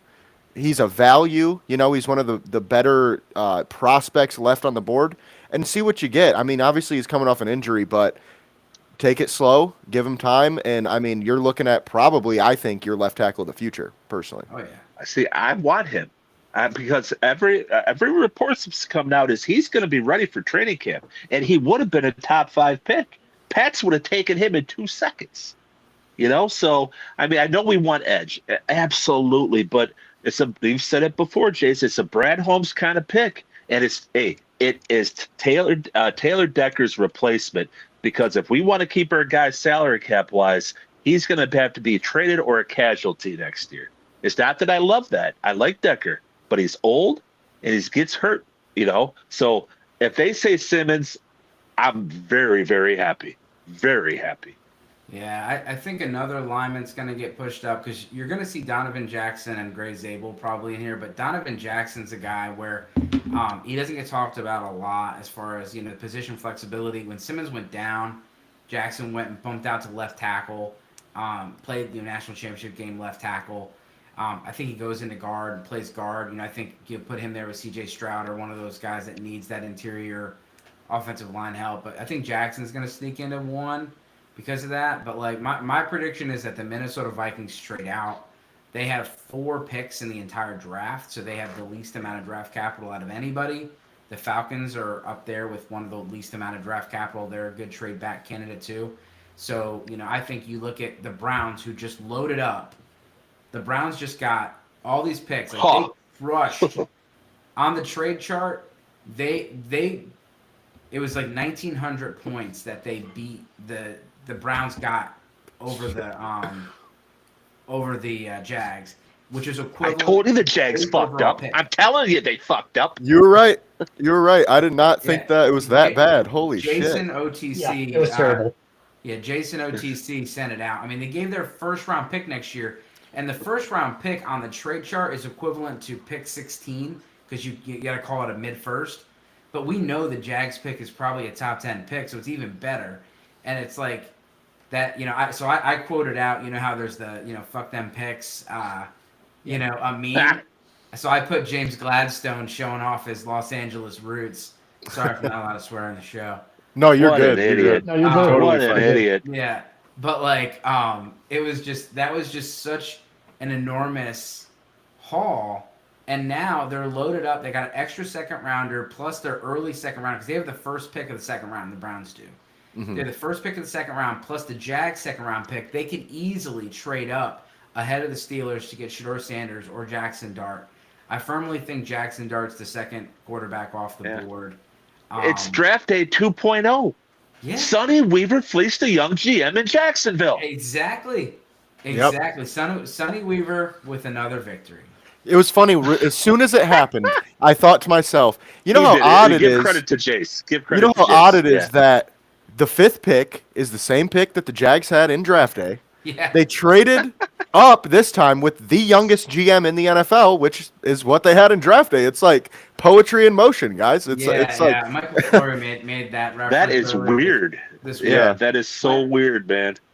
Gladstone got hired like 3 days before the NFL Combine conference, because what they do is they have media sessions for each one of the GMs and coaches. So he got up there. People didn't realize that he was one of the GMs. I mean, he's so young. He looks like an intern. Yeah. And Hey, That's son, how go I get me am a at cup work. of coffee. Yeah, son, go get me a cup of coffee real quick before we start here. I mean- I'm the GM of the Jags. Oh, that's why you're the Jaguars. Yeah. So I mean, it was quite interesting. But yeah, it's gonna be. I think the Browns or the Giants are gonna make the move. And we'll see if the Steelers pass on a quarterback, then maybe they don't have to panic and go up there. But I do think that the Giants try to get ahead of the Browns, or the Browns just try to go move up to secure that 5th round. And the Vikings are just such a great spot, and also the Rams are the great spot because the Rams love to trade back. They don't like to use their first round pick. Yep. Totally agree with you there. And I feel like, most likely Jackson Dart is the next quarterback taken. I could also see the Giants, trading up with the Rams, for instance, taking Dart, and then the Browns still getting Sanders with their second round pick. So Falcons got 42 seconds left on the clock. I was just thinking that. Are they going to trade down here? What's going on? They They got a gotta minute be. 30 for me. Like, Jalen man. Walker. It's got to be Jalen Walker, I doesn't told it? you, the Falcons have the second least amount of draft capital. They're a good team to trade back. Yeah. And maybe they're working the phones trying to put Kirk Cousins in that deal or something. Yeah. Who knows? Maybe But they're going to it- draft Shedeur just like they shocked us last year. Yeah, right. Oh, for that would fuck's be. sake. Deion If they, Sanders loves well, Atlanta. Deion did play there. Yeah. Did. That was Deion. But I mean, don't you take Jalen Walker if they stay? Pick is Don't in. you? I mean, you have to. It's got to be Jalen Walker here. I Yeah. heard they Yeah. really liked Mikel Williams, Mm-hmm. and they've always wanted edge. I just don't see, and there's some edges here that have really there's a lot of concerns. Mike Green and James Pierce both have off the field concerns. Jalen Walker's the do pick. they? So you guys called that one. Makes so much There you sense. go. I thought Shamar Georgia Stewart boy? might have a chance there, but it does seem like Shamar's falling. And I don't know. Mr. Peter Schrager had him going 31st, I think, in his mock. I'm sorry if he's there at 28. I'm taking him. Athletic Fuck beast yeah, put him who's next to this? Aiden. Shamar Stewart. Oh my god! I'm sorry. I heard the double S's and I thought you said Shedeur Sanders. I'm like, Oh. the Lions? What the fuck? Nope. Hey, we don't you need know, another hey. Jared Goff. Shahad Campbell's starting to get around that area. So I want to see Yep. if he gets past the Bucks. things are going to yeah, get Tampa. interesting with him. Yeah, Tampa's the floor, I think, for him. But if he gets past there, man, anything's possible. So with that being said, Dave, we appreciate you for coming on as always. Door is always open if you ever want to come back. It was a great time having you. Draft day is always fun, but it's even I more fun. appreciate it. Yeah, of course. Absolutely, man. Nice to meet you guys, and Nice to meet everybody, you. make Nice to sure meet you Yeah, have a great rest of the draft. You as well, That's man. good Take stuff. it easy. Thank you. Well, the guests, that's the end of it.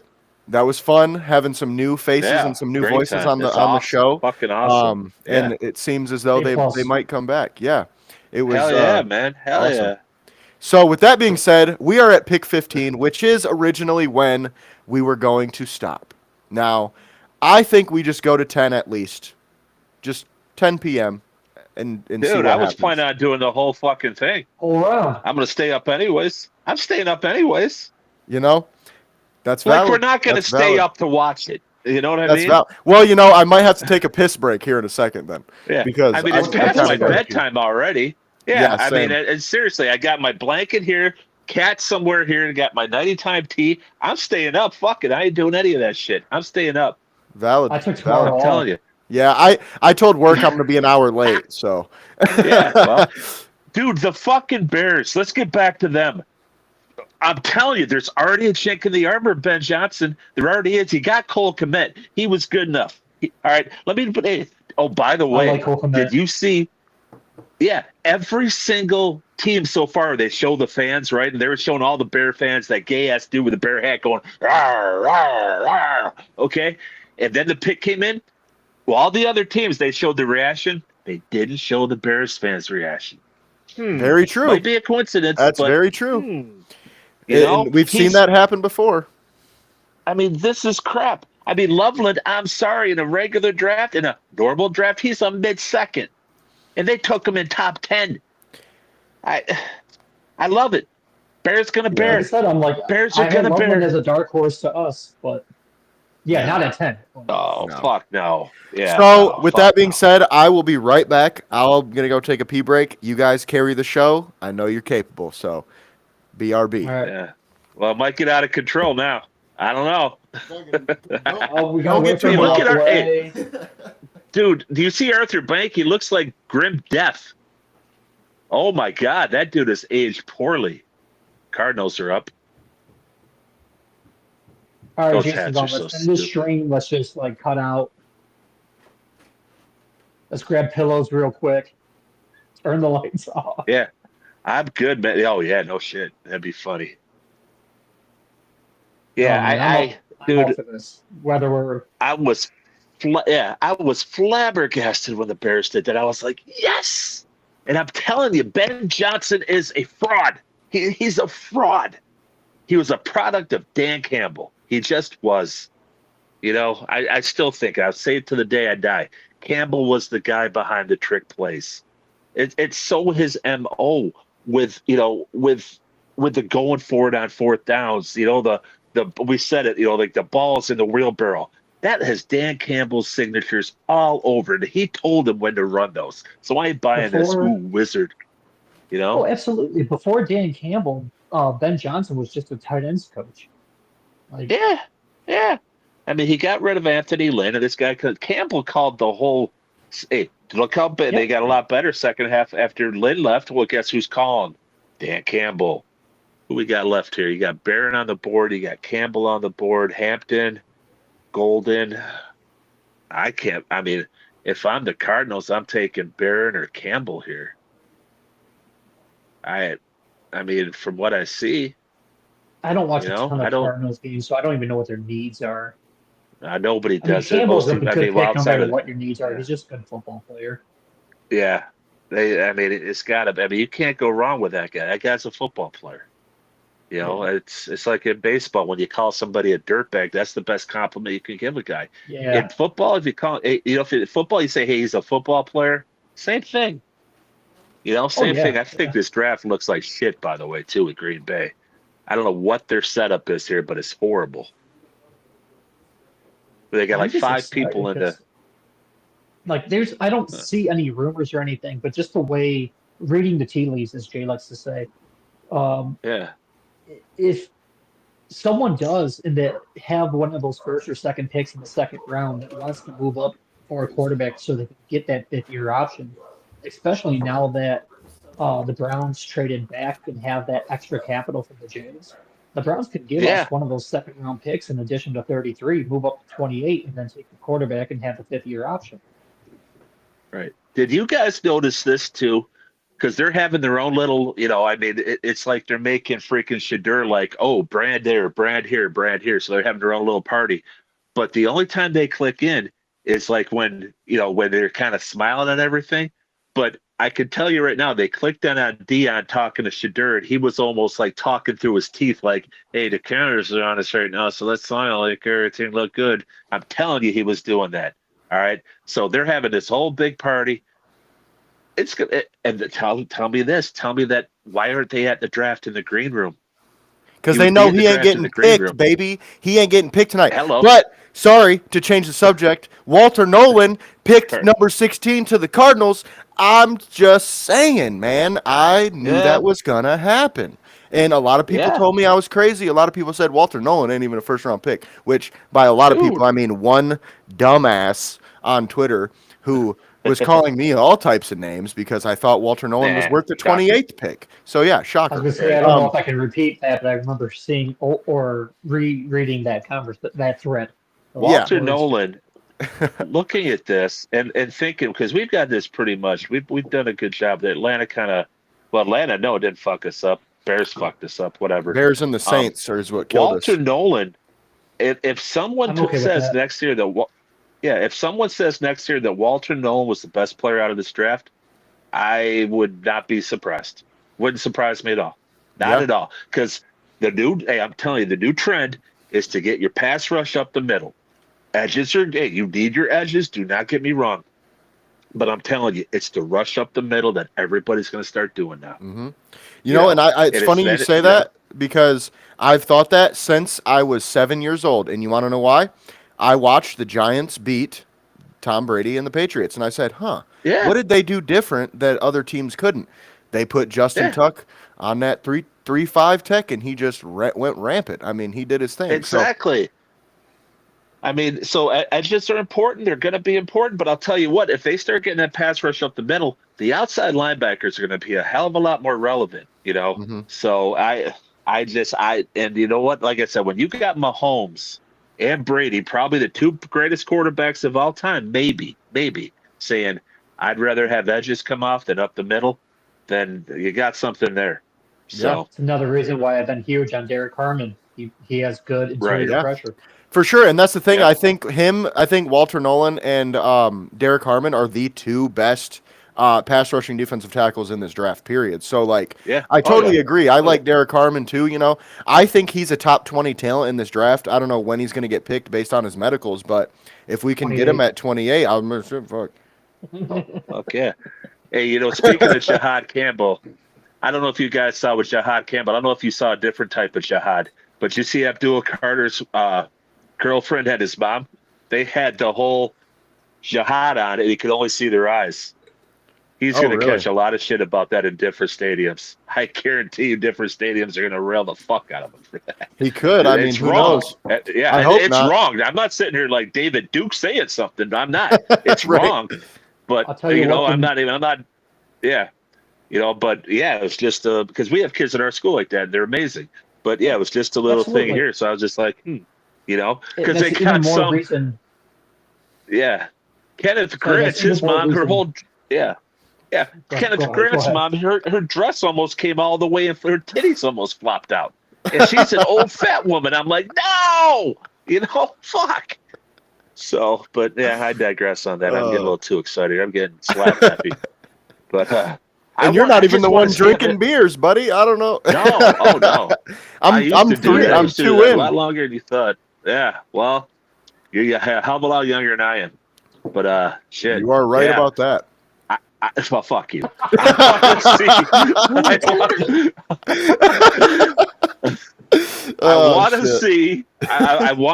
telling you, the biggest reason is not almost just the Lions. I want to see the Hall of Fame Colorado University Shedeur Sanders cry. I want to see him cry. And Yeah. I want to see Oh, they Dion just put come on out with any a of his highlight toothy films. white smile. I just want to have Dion come out and, hey, you know what? It's a great opportunity. We wanted this. We wanted this. The Lord was telling me through the Lord telling me he should go to the second round because that's the best thing for him. Shut up, Prime. Shut up. And that's what he's going to do. He's going to try to spin this. And you know what? Your son ain't good. Last year's draft, third round. Third round. Next year's draft, fourth round. I mean, I said third round this year in terms of talent. So, Right. Right. And I mean, but I got Who called all wants to- kinds of names, and well, Who wants to be the team that takes them, gets the circus, and just will never live it down? They'll be world famous for, hey, you know what? That's the idiots that took Shadur Sanders. mhm. I don't want to be that team. I don't want to be that dude, man. I don't. Because I can't wait. Sorry, completely cannot wait. unrelated point here, but the Knicks Pistons game is 3 points right now. Jalen Brunson, I think, just did a over and back. Oh, it's 4 points with 3 seconds. Okay, I thought it was still 3 points because Jalen Brunson just committed an over the back or over and back is what they were looking at in the replay. So it looks my like box they. score showing 1 point. Yeah, it's 1 point now, 1.5 seconds left, but the game's over. But I was just like, are the Pistons about to tie this game? No, but they did hit the three. But game is They over. came back. I mean, they gave the lead away, but there's too Yep. many stretches from this basket. They're Ooh, like I said, house money. Bengals What? are selecting. Oh, I Shamar thought you were Stewart. like they hit a three and got fouled. No, Shamar Stewart. Told you they're It's going a pass Bengal. rusher. They need a line, but they're I going think pass they're- rusher. They're gonna go pass rusher, yeah. And I think now Trey Hendrickson is I think they're traded gonna for go a second line. round pick. I think he gets traded for a second I round think pick they're- now. I think they're going line. I think they're going offensive line. Who? Bengals. They already took Shamar Nope. Stewart. Oh, did they? Oh, I Yeah, thought they you were just took predicting Shamar it. Stewart. My Nope, bad. they just Okay. took him. No. Yep. All right. Which I think is a Like I great was saying- pick. Well, they Yeah. need defense for I fuck's like sake. him, but like I said, when I was the GM for the Mocs of Cincinnati, I had a lot of pass rushes to him. Oh, because, there like he I was is. saying, for whatever reason, they like ignoring their O line. Burrow keeps Look getting at killed, Shadur. and they just never protect Look him. at Right. Look at Shadur. They got him on NFL Network. Oh, he's looking a little worried. He's trying to fake the dance. Look at the people around him. They look worried. My favorite thing is the Oh. money sign squared in the background. Yeah. Like, what the fuck does that even mean? Is it because I'm you're looking That at bad? too. Ian No, Rappaport. Prime. I don't know what you guys are talking No, about. it's Prime. The money squared is for his number. and Are it's you for on Prime's number. ESPN, James? I'm on. I'm on I'm on NFL Network. NFL Network. Okay, we are too. I don't know then. That's odd because they were just showing Shadur. But anyway, back to your point, now James. it is. Yeah. Oh, okay. But anyway, back to your point. I just like the Bengals. They just spent $70 million per season on Chase and T Higgins. They're That's giving Burrow insane. $55 million a year. So Mhm. between three players on offense, they are spending 125, if my math is right. 125 million per season on three players on offense. Mhm. But without an O line, Burrow can't get them the ball, Right. and then they just draft line. Right. Like, don't get me wrong, I love building the trenches, but what the fuck are they doing? Wrong side of the trenches, brother. Yeah, How the hell is Burrow going to get the ball to these 70 mil wide receivers when he's on his Well, fucking ass five and times a game? and they cut their starting guard too, so they got even more holes. Oh, The sure, why not? Seahawks, Yeah. the Seahawks though are currently looking to trade down. The Lions, bro, could trade up right now and get Campbell, jump the Bucks. How would you guys feel if, let's say, the Lions gave up this pick, or 28 pick 102, and a next year 4? How would you feel about that? I don't think that's crazy. I still think they'd have to give up more because they're moving 10 spots in the first round. But I really like John Campbell, and mentioned kind of a little bit on what Brad said a little bit ago. When he mentioned like his family in the hijabs, I'm just like, I don't know if anyone's been to Dearborn, but we have a very large Muslim population. He will fit right in, like open arms. Let's go, come on in, buddy. No, they do. There's Dearborn and Hamtramck, by the way. Hamtramck Yep. is huge now. No issues. I don't know how I feel about that. Yeah, I don't know how I feel about that though. About Campbell or Stewart. I know I on Campbell, I mean, what I said is, and we talked about it, James, while Jace was away. I mean, we use the term dirtbag in baseball when it's a highest compliment. And Jahad Campbell I use football player.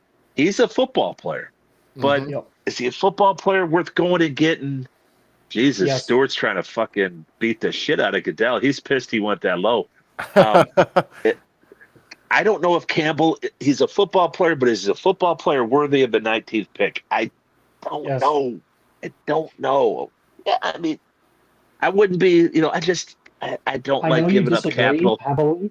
I just, I think just- Campbell's a blue chip player, and I know you're I'm not gonna sorry, agree with I'm me on that, confused, but Brad. Weren't you the one for the past couple weeks saying Yeah. we should trade up for him? but Yes. I was, but to 19, I was talking like 21, 22. You're talking a hell of a lot of capital there. I mean, I agree. I don't did think it say would be that, much but different, honestly, from you know? 18 to like 21. I don't really think it would be that much different. You don't think so? No, I mean, if you think I- about it, especially with the way this draft is, like if you're going to move down 8 picks, you'd be okay with moving down 10. If you think about it that way, the value wise, you're still going to get a Yeah. similar player. You know what I mean? So I don't know if the capital would be much different, but I do agree with you. I don't know if I would want to give it up. I mean, we don't have a lot of picks this year. That's the yeah. So I get not wanting to make a deal, but But then again, I in some of these trades that I've put it out there and stuff, I think I've undervalued not giving up enough, if you know what I mean. yeah, I didn't know you had to give up so much to move up so much. I was thinking, like, I'll give you an example. I personally would think, and I know I'm wrong here, I personally think if you're moving up, okay, give them your 2 and give them your 3 next year. And that wouldn't get it all done. And I'm starting to learn that a little bit. no, yeah, But trade what- values are. It all depends What would on it where take to you're move? trading. Okay. What would it take the Lions to go from 28 to 19? What would it take? I Let me think pull up the draft chart real quick. I think you could Or 18, realistically. 18. If we went from 18. 28 to 18, you could realistically give up pick 28, pick, I don't know, let's see. I wouldn't want to give up our second round pick. That's the only reason I'm not including it. But we would have to give at least the first round in a third and maybe another third, if not a fourth, minimum. I would easily give up our first this year, third this year, and third Yeah. next year for him. Yeah, I think so too. I would do that. No, I would definitely do that. I don't want to hear the word second round involved. I just don't. I really Let's don't. see. No, I hear you 20 there. Pick 28 is worth 660 points. We said we're trying to trade at 18. Yeah. That's 900, so that would be 240 points.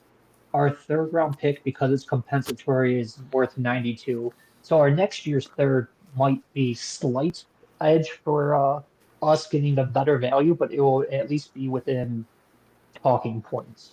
Right. So first, third this year, and third next year will get at least the conversation going. So yeah, Maybe a even then. swap in a Seattle's- different round. Seattle's in. Yep, pick is in. I think they are gonna go. They might Damn, take this Go is- Campbell. Shadur Sanders. You're I was never gonna say live they it might down. take Campbell. They might take Golden too, or Emeka Egbuka. I could see them. I saw the. I don't think they're the, gonna. I was off.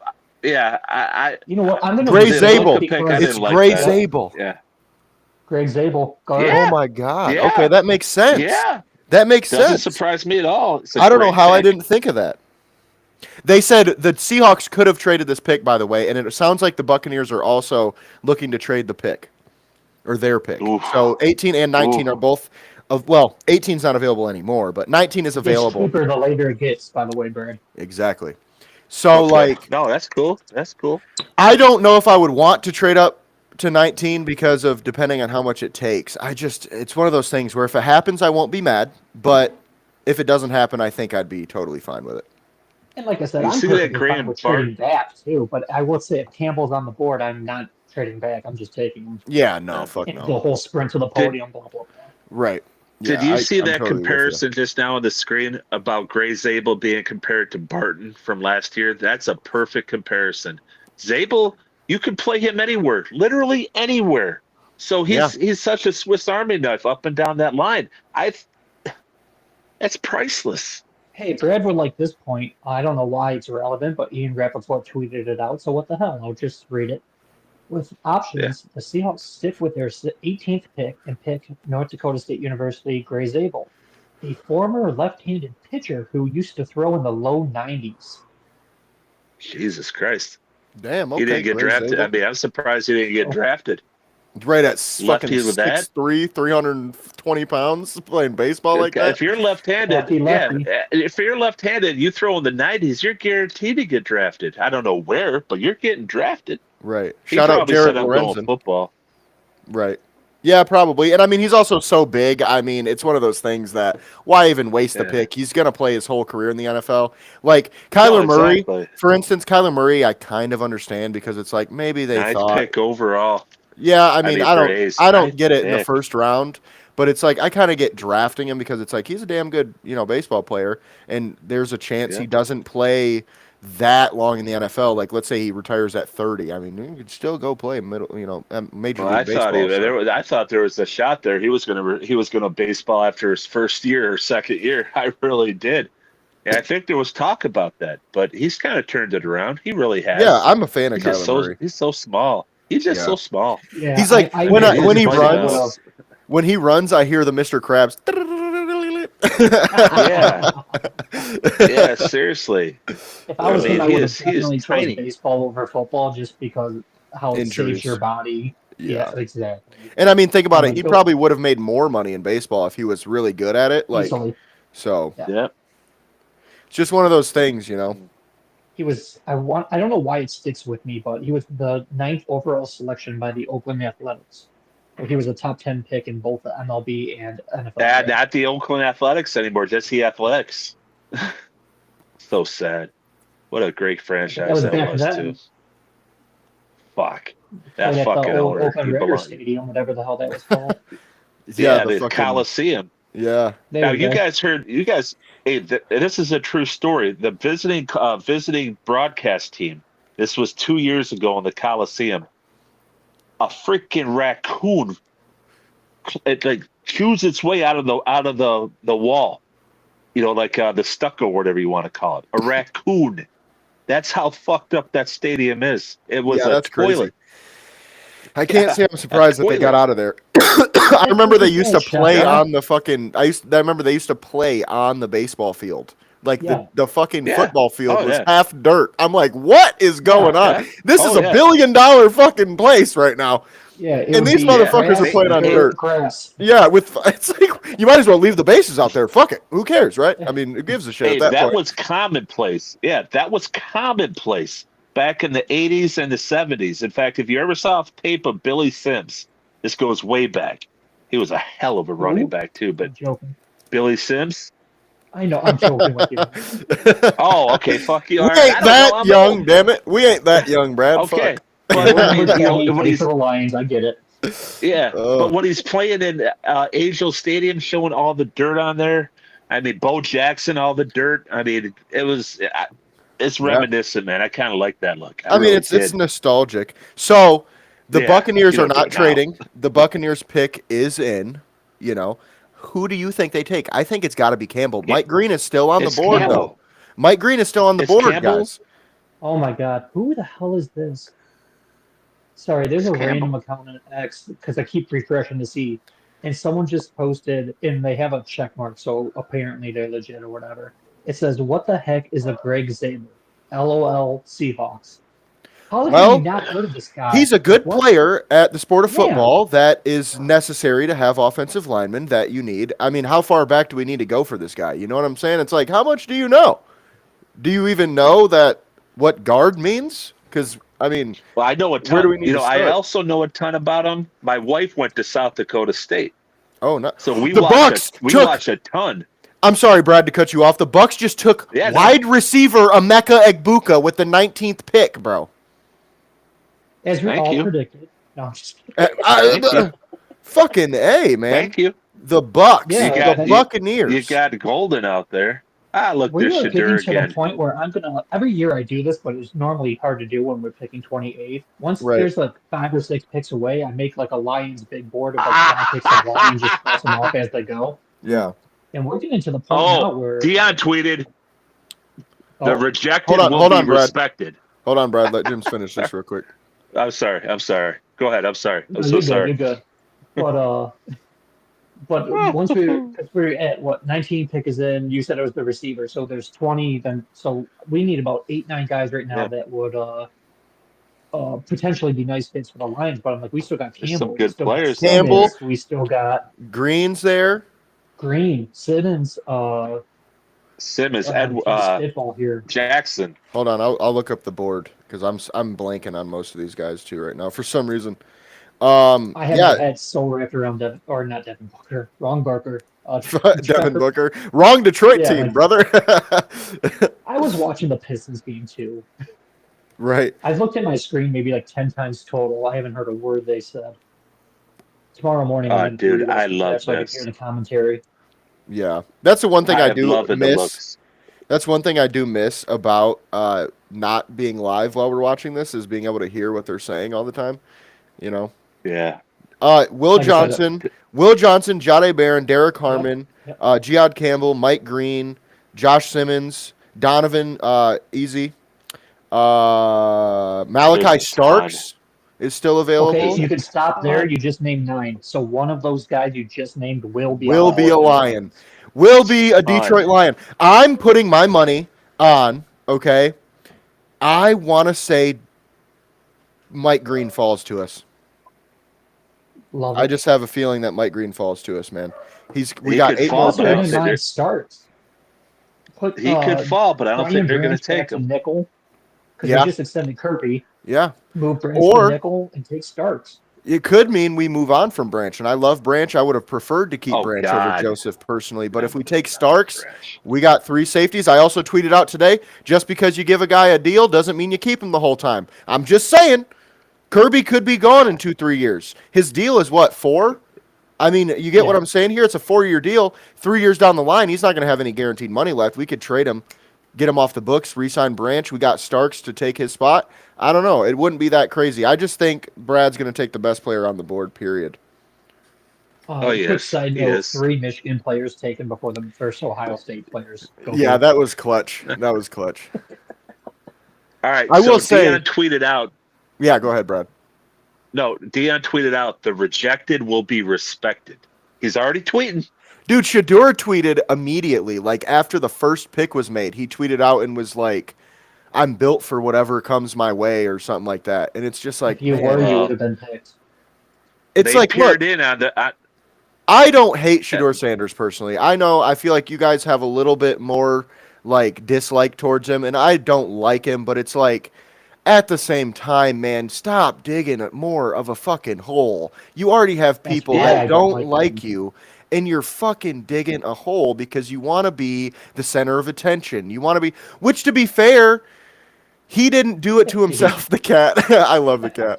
He didn't do it to Fucking cat. himself, but like Fuck, man. he kind of did. I mean, oh, the Giants are currently trying to trade up. Oh, They can fuck. trade up with the Lions. He's gonna get his Actually, I don't wish. even know if I want to trade back. He's gonna get his wish. I think Shador's gonna get his wish. if the Lions stay I'm all put, for it. if Mike Green or Geod Campbell are there, we have to stay put. If not, I think I'd be okay with trading down, even if the other guys are there, just because I don't think the other guys are as impact, and maybe we can get them a little bit later too. But what are you guys' thoughts on Igbuka to Tampa Bay? Because, man, that is a very surprising pick for me. I get it. I like Igbuka. He's a good player, you know. I just am surprised they went wide receiver because, you know, we talked about it on the pod before, and I was you were the one that said it, and I was like, I know, man, but like they're win now. That's what I thought, and I thought they had a solid wide receiver 3 over there. Now, you know, maybe they're just thinking, old. yeah, that's exactly what I was getting at. They're getting to the point where they're looking beyond Mike Evans, you know, and that's what that signals. But what are your thoughts? What are your Godwin's thoughts? old. Yeah. What do you think, James? What are your full thoughts on this? He's not the receiver I personally would have picked. I would have gone with No. like Golden or something like that. But I mean, in our mocks, I mean, I know it was Brad's pick, but I did mention a wide receiver because they're just aging, and I mean, they're not bad players by any means, but they're getting older. And are you going to wait until they're already gone to replace them, or They're both potential trade candidates as well. So I'm not completely shocked, but I am shocked with which receiver they took. Yeah, and that's very valid too. Like I'm definitely more shocked on who it was than the fact that they took a receiver. So, Brad, what are your thoughts? I'm not surprised they took a receiver because Evans is getting old, and Godwin, how many times we talk about him getting hurt? I don't Yeah. think he's reliable. I'm surprised Tampa even signed him back. Get the fuck out of my face. Put his ass in my face. Fuck, man. I'm more interested in this Bronco pick because I think it's either Golden or I'm going to tell you it could be Humphreys here. It could Yeah. be either one of them. And I know there's more. I know there's more running backs in the second round, but Humphreys Oh, is Hampton. pretty Hampton. fucking good. Hampton. I was confused. Ham- I'm like, Humphreys? Hampton, I don't know sorry. who that is. No, Hampton. Yeah, I always Hampton. say Hampton. No, He's yeah, that pretty makes sense. fucking good, man. Yeah. He really I think Matthew is. Golden He's makes the pretty most sense fucking here good. for them because, I mean, that's been the most mocked Yeah. one, I think, agree. overall. I agree, but I think Hampton. I mean, he had Drake made, last year, which whatever. It was more a spotlight on him, and it was about May because they put the ball in his hands a lot, and that was 2 years ago. I'm sorry, and now last year, I mean, Mac Brown was a train wreck. Just a train wreck of an offense with him. So I think Hampton's pretty damn good. Yeah, I would agree. Pick is in. The pick is in, and let's I don't see see nothing who on it is. Twitter. No, me either, not yet. I keep refreshing my Twitter stream, and it's just like, oh, look at that. Breaking news. Dolphins take Kenneth Yeah. Grant. I'm like, that's so long ago. Jade Barron to the Denver Broncos, folks. That is a pick we did not Ooh, see coming. Look at We that did not see defensive that backfield. coming. That's crazy, Patrick man. Surtain and him. I almost feel like, yeah, that's a great point, Brad. Patrick Surtain matching him up with Jade Barron. And they got, you got Mahomes. what's their other corner? Riley, what is his last name? Riley what? Shoot, I just keep thinking Riley Green because the damn Tigers. But I was just anyway, gonna say it. Yeah. he's a damn good player too, and I think Jade Barron fits perfectly there because that guy, he's a little bit more of an outside corner. You know what I mean? So they got him. Now they got Jade, who's a bit more of a slot type of guy who can play the outside too. Their defensive, well, at least their cornerback room is pretty set now. So they're looking pretty good on defense over there. Definitely not necessarily what we thought was going to happen based on our predictions, but No, but I do Right. like it a lot. It's something I Yeah. didn't think of, and I kind of regret not thinking about it because, as I was Yeah. saying multiple times, not to beat a dead horse, but overload one position when you already have Patrick Surtain. Go get another corner and just lock shit down. yeah, for sure. Why isn't Simmons from the safety, the veteran safety, not the Simmons we're talking about? Justin Simmons, He's still yeah. out there from Atlanta. Yeah. No. Yeah. I still No, think he's no, a free agent. Yeah, Justin Simmons. Why is he still out there? He's a really good player. He's just old, man. He wants money, and that's what I was actually Yeah. talking to one of my friends Right. about yesterday. So think about it like this, guys. There's a lot of good players left, right? Like Justin Simmons, like Von Miller, like, a decent amount of guys left. The reason they're not getting picked up is because of where they're at in their career, skill-wise and just age-wise, Yeah. and the money that they want. For teams, they want to say, okay, let's see what we do in the draft first. Let's see if we can't draft a second or third round edge instead of giving Von Miller a 1-year, $15 million deal. You know what I'm saying? I think Right. that's really all it is. Justin Simmons is going to want a 1-year, $10 million, $12 million deal. So I think teams are saying, I think we could get Malachi Starks, or I think we can get Eamon Wari, and they're going, let's see how this plays out. So I'm really liking what I'm seeing in terms of who's available left. same, and dude. someone's guaranteed. Jade Barron Colton was not on Pouncey. our list of guys that we wanted, so that helps us a lot. Because Colton Yeah. Pouncey just posted. There's some guys still on the board, and I know you did a rundown, but since it's just in front of me, Chad Campbell, Derek Harmon, Will Johnson, Donovan Easy, Matthew Golden, Mike Green, Josh Simmons, Nick Amanawari, and Malachi Starks. 2 of those people are guaranteed to be on the board when the Lions pick. Yeah. I don't see them. I mean, they're not trading up. I don't think they'd trade up here. I could see Not them with this trading many down. people though. left now. Yeah, I could see him I trading could down. originally, but like if Gia Campbell is just sitting there, I do not see us No, trading right? down. No, if they won't trade up, but if anything, they trade down. I don't see them trading up. This is not the kind of draft to trade up in the first round. No, I Trade agree up with on you, it. Brad. I The just don't think Jacksonville it is. I It's too Jaguars think much. highly disagree. I think we stay Well, put or yeah, move that's why they're down, Jacksonville. just based on this board, and they also got the best player in the draft. So it's not really the same right now. I would say the Lions probably either stay put or trade down based on the board right now because, like we just talked about, guys, we named 8 or 9 guys that we would have been okay with drafting, or at least I did. So guys, Right. I would have been Right. okay with drafting. So it's like, okay, Jade Barron was not one of them. He's off the board now. We only got 7 guys left that will get drafted. Now, if Mike Green and Jad Campbell both go, I might think about a trade down. If not, I have to pick one of them. That's really where I'm I at. just I just don't see Green. Do I like him? Yeah, I fucking love him. But again, character concerns is just not the Lions style. It never. Do you guys Right, remember a but guy his named Reggie character can. Rogers? I don't personally. Okay, there was a guy named Reggie Rogers. He was a D tackle, University of Washington. The guy was a flat out fucking stud. Okay, he was going 100, I think it was 118 miles an hour, down 75, killed somebody in a vehicular manslaughter. And he had character issues when he was at Washington, and the Ford said, "We are never doing this again." And you got to give him credit. They never have. I So, mean, I I mean, don't I'm know just if that's saying. I don't know if that's true because Ndamukong Suh did play for us. I'm just saying.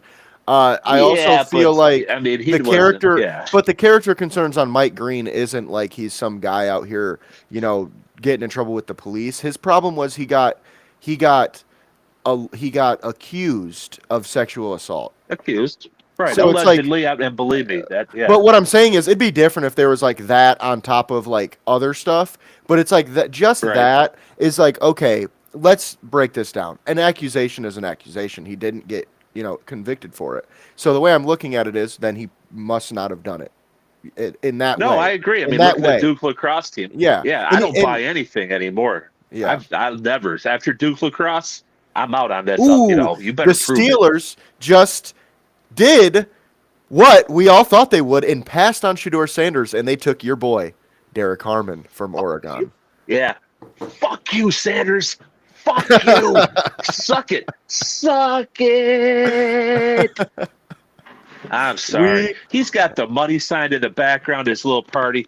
Now his back's turned to the goddamn fucking camera. He's doing his little this stuff. It's like, dude, you're more tense than I am when I do. You're doing the white man overbite dance right now. He's all fucked up. Then he's got some dude with some those big ass hats sitting there like lecturing him like, Easy you now. man, you good man. They gonna regret this shit, man. How are you gonna take a dude with a hat like that seriously? They're gonna regret it, man. You good, man. You good, dog. Don't listen to him. Shut the fuck up.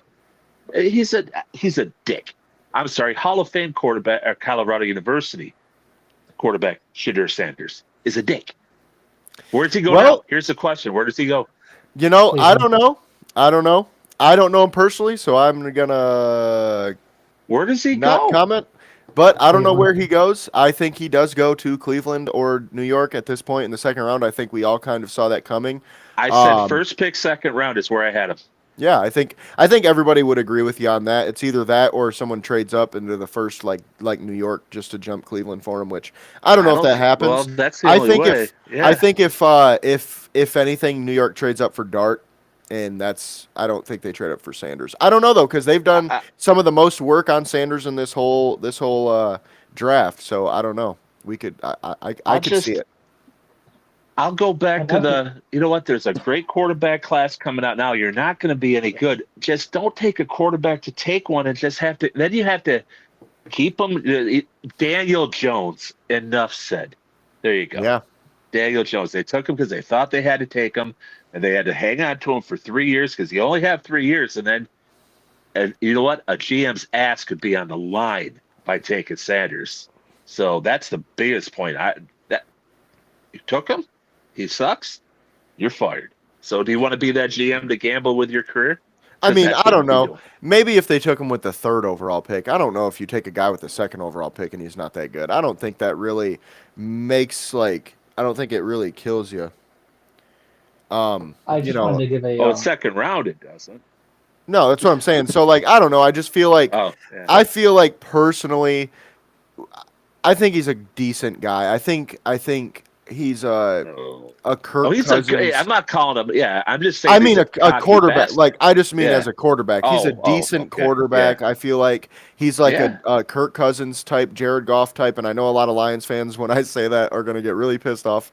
But I just feel like Jared Goff is a middle tier quarterback. And we have fortunately made him a top tier quarterback in terms of statistics and, winning percentages. So it's working out for us. But he is a middle tier quarterback. And I think Sanders, it could be along those same lines of he's like, and I wouldn't even say he's as good as Goff. That's not where I'm going. I'm more saying the style. But Yeah. I think Sanders, I think Goff is like a top 15 guy. I think Sanders is right around, at his best, is right around 20. I mean, I'm Goff not went first gambling. overall in If his I'm a draft. So. GM, I'm not gambling my job. I am not going to gamble my job taking Shadur Sanders. I'm just going to say, you know what, boss, owner, we don't like anybody in this draft. Next year, there's our guys there. And he's saying in the back of his mind, I ain't going to get fired for taking this dude. And there's a chance. Yeah. What's the better odds? Him not being good or him being good? Not being good, I would say. To You're be a GM. fair, I You're a would say GM. not being good. Yeah, I agree. But I so mean, if you're a GM, fuck around and find out. Yeah, this is the best fuck around and find out moment for a GM right now. Take him in the second round, that's fine. I got zero issue. Look at Drew Brees. All right. But you take him in the first round, it's your ass, man. It's your ass on the line. So anyway, Derek Harmon, right, was drafted by the Pittsburgh Yeah. Steelers. He, great player. We've all talked about him quite a bit now. I know, James, he's one of your favorite guys in this draft, and I'm sure he's definitely one of the guys we wanted the Lions to end up grabbing.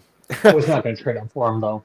No, not trading up. Just hopefully he fell. I was thinking medicals might make him, drop a little bit. But, I also think this is right where we thought he would go if they didn't take Shador. It makes the most sense, Derek Harmon going there. They need the trenches help. Like Nick said earlier, the trenches is where they need to go, and defensive line is definitely the number one spot. So they got a good player for what they need. Yeah, just Chargers go golden here, don't they? Chargers got to go ask you guys golden. about that because for every mock draft we did, we had them take like Loveland or Grant or one of the Michigan guys, and they're already off the board. So what do you think the Chargers do with this current pick? Golden. That's a great question because Golden would make some sense. They do need more pass catchers. I do think that they go defensive line, though. Let's see. Let's look. I think they could go Mike Green. I think. But Mason Taylor's there at 29, the best available, 29th overall. Mason Taylor from LSU. LSU. Yeah. Yeah, No. I think they would take him in the second, if anything. Malachi Starks would make some sense. Yeah, and then an edge rusher always does. They still got you can't go wrong. They could. I mean, yeah, I know, but Derwin is getting old and he's expensive. So they could take Campbell here. They definitely could. Yeah, Jihad Campbell would make a lot of sense. They could. I don't know, man. This one's my money's on Golden. It is. I'm gonna die on that hill with this one. I mean, I could see it. They need a receiver. They need a receiver. Look how they got exposed against Houston. Yeah. They got exposed. And I did give when Ladd McConkey. You know who we're leaving out right now? No Mr. one- Will no, Johnson no. from Michigan. I think Will Johnson would make some sense. Well, look at the he's a Michigan connection. pick. There you Hello. I just feel they need a corner. Nope. No, Emeka No, it's Egbuka. not official yet. Or anything. Emeka Egbuka. He got My picked. boy Prater's, his head is Oh, it did exploding right now. Because he knows we're going to come in tomorrow It did and bust happen? his ass. Okay. I think one thing we need to do right now is keep one conversation going because we're kind of No, I know. just all of us are kind of talking at the Yeah. same time and nobody can understand anything anyone is saying. So, Who did what with the Christmas tree? no, so the Chargers, okay, Brad, you think they're going to go wide receiver.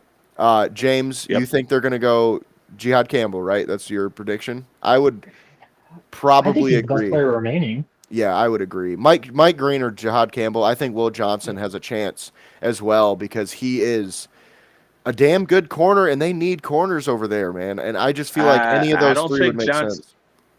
I don't think Johnson's going because they just peered into him. He doesn't look very happy, and there's no phone by his ear. The secret is when there's a phone by the ear.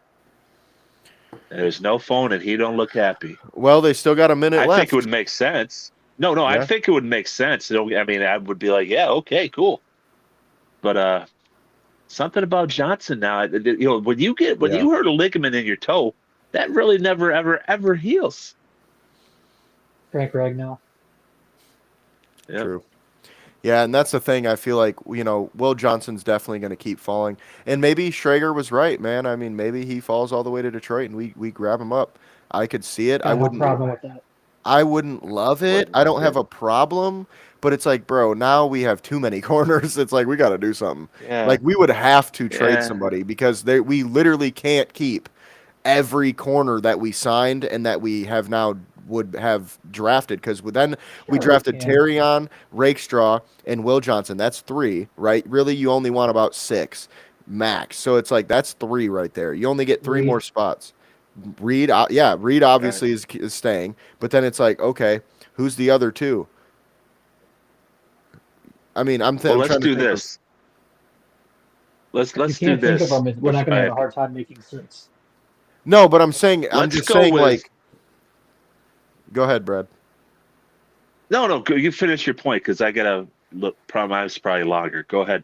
Okay, so my point is that I'm just spacing on the names right now of who our depth is because we Rocky Sin, we signed He won't make the team. who's the other guy that we signed? Avante Maddox. We also signed Maddox could. Oh, we got freaking Akeem Robertson as well. Amik, yeah. Amik, Yeah. I don't know why I said Akeem. Yeah. Oh, yeah. Amik, He's a I'm stud. dyslexic, Shame on so- me for forgetting that. He's a I stud. like Yeah. that guy. So that's He what I'm shut saying. down, I feel like that'd be ooh. hard to keep. Yeah. It's just a talent I could not pass on. Granted, that's once again assuming Jihad Campbell is gone, then it would take Will Johnson. But like once again, if I don't care who's on the board, if Will Johnson, if Jihad Campbell's on the board, he's my guy. Yeah. With this board. Yeah. Oh, Yeah. fuck yeah. Fuck yeah. Okay, let's try this. Oh, hold on. Who's left on Oh, yeah. Hold on. I'm sorry. No.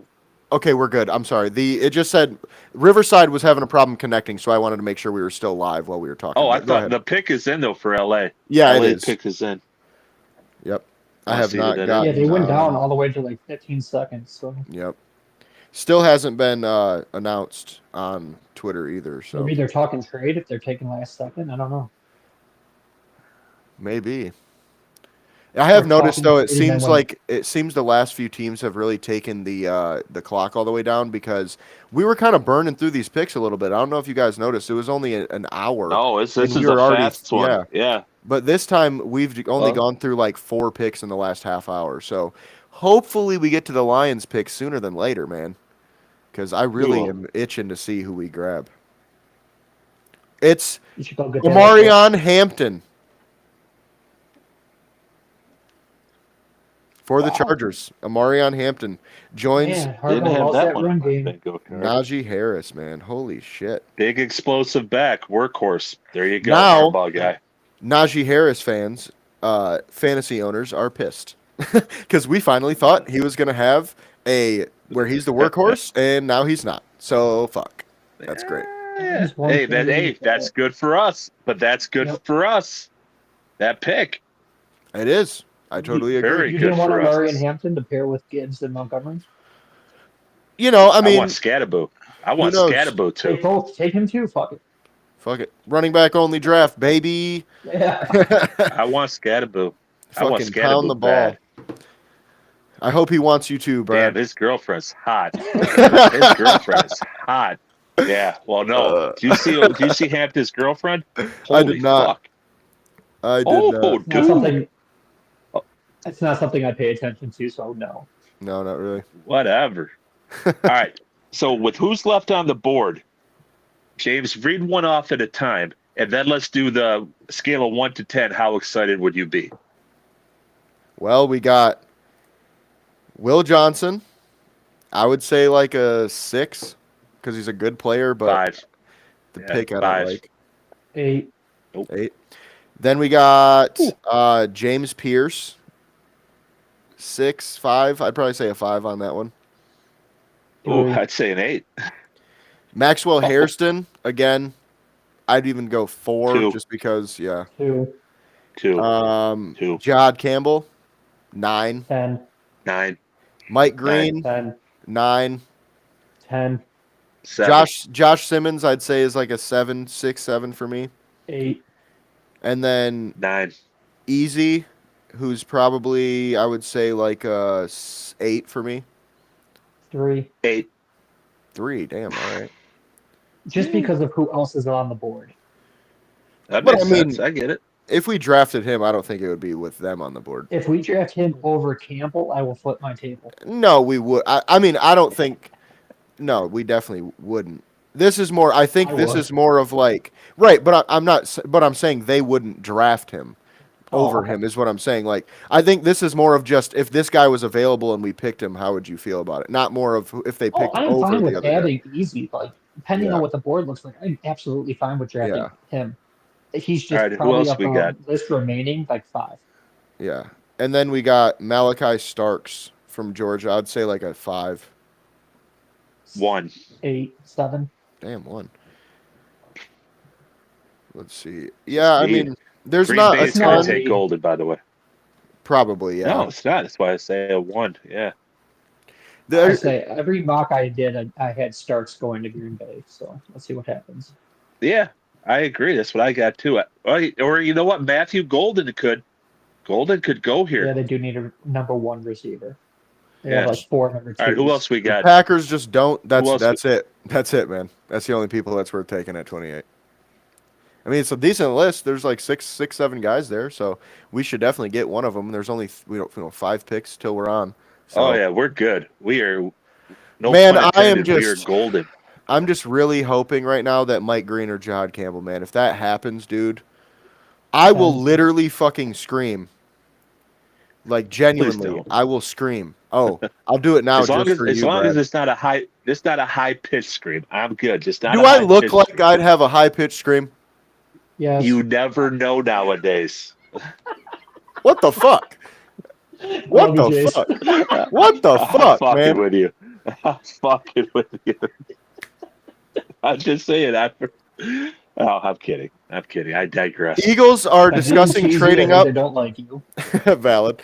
Eagles are discussing moving up with the Packers right now. So the Packers might not even pick. The Eagles might be moving up Pierce. for Mike Green. That'd be my bet. Oh, fuck me. What? Tanner Maybe Pierce. a My God. maybe in Marway. In Can you imagine Marway. Mike Green next to It is. Jalen Carter. Oh, shit. Look at these backwood fucks from Green Bay. What the fuck is that guy? Hey, let's have some respect for Green Bay, man. Look, I went there. Oh, Listen to me, Brad. Have you ever been there? okay. Unfortunately, yes. Okay. I liked it. Okay. It was a solid place. Okay. We were just, Oh yeah. bro, we went to the all you can eat and drink before the game, right? Met a bunch of Packers fans. We all had a great time for like 3 hours. We started drinking at fucking 11 in the morning. Okay. All in a Okay. powwow together, fucking hanging out. Great time. Went to the game, right? We're all talking shit, right? And then we whooped their fucking ass. And you know what happened? They took it with dignity. Okay. These aren't the fucking Bears, bro. Okay. We should at least have a little bit of respect for the Packers because, you know, They threw a They're- beer on Amon Ra. Yeah, Oh. I get it. But I'm just saying, it's like we would do the same thing if their fucking player jumped on our Oh, fucking yeah, shit. yeah. So it's like we I can't wouldn't. I wouldn't either, but we know Detroit fans would. Someone Okay, would, Well, let's we yes. be did real. the one guy, he had his season tickets revoked because he got in LaFleur's face last year. Exactly. So No, I I just get it. feel I'm not even really talking I about know. I like Green just the Bay. people, the Midwestern, I guess. Yeah, it's kind of but you got to admit, and I get it, and I respect all of what you said, but it's kind of like a hick kind of place. You know what I Hey, mean? Brad, Just, do you know where you're from, or because this is I Michigan, used to be brother? water There ain't junkie. much different. No, it's It ain't true. much It's different. true. No, Because it's true. shit, we're And, all the same, really. At the end of the day, I think that's why we got along so well. It was like shit. These are just fucking probably. a little bit No, you Western right. types. You know what I'm saying? Packers are picking They're though. They're taking staying this. on. They're staying on and picking at 23. They're taking so, this down to the wire, so yeah. I we want could them see to these go a take- little longer because there's some good viable talent on the board. Yeah. Yeah, like a part of me wants them to take Malachi Starks just so I can say I was right, but he's a really good player, and I don't want Yeah. him to be on a different I want rival. I want them to say that. I think Because they'll that take just Will keeps us Johnson, in the, man. Yeah. I think they take Will Johnson right Oh, here. that makes sense because Alexander. That makes sense. Matthew Dude, Golden. you were right. You called it, Brad. It was Golden. It was Okay. Golden. Matthew Golden is the pick for the Yeah. Packers. Makes total sense. I just didn't see it because their GM hates wide receivers, I guess. I mean, Oh yeah, but Rogers is gone, so now he's basically saying "fuck you, Aaron." Here we Right. go. right. North Dakota State guy Watson. Is he really going to fully come? I mean, their receiver core it's thin. It's thin. Yeah. It's very thin.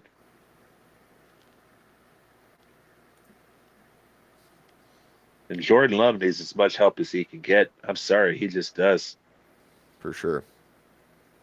You know. Green Bay Packers pick is in, at least according to my TV. Yeah. I'm so Yeah, far yeah. behind you guys. It's Matthew Golden. We already.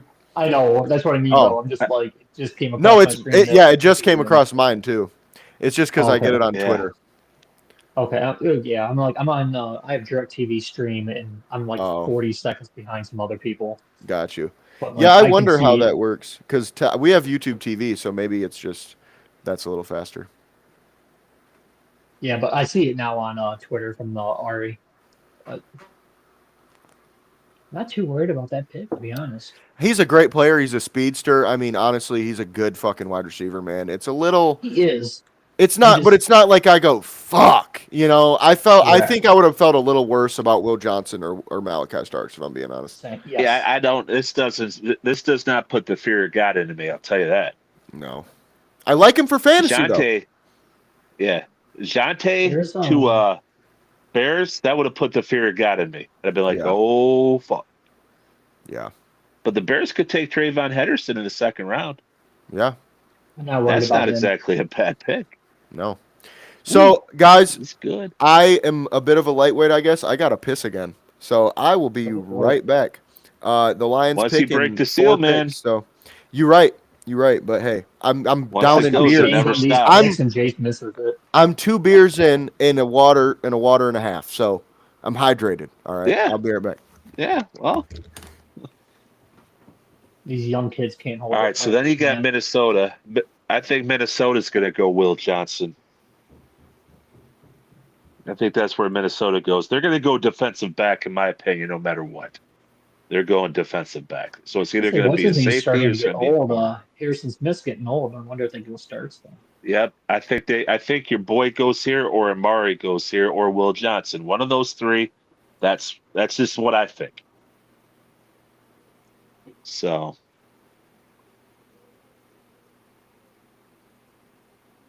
Who is this guy? It's at the podium. I don't know. I don't have wasn't the looking volume. when they said his name. Yeah. He looks familiar though. Yeah. He's got to be a former player. I know that face. I It's just not can't Aaron. put a name. Is that Aaron Rodgers? Aaron Rodgers looks that old. No. That's funny.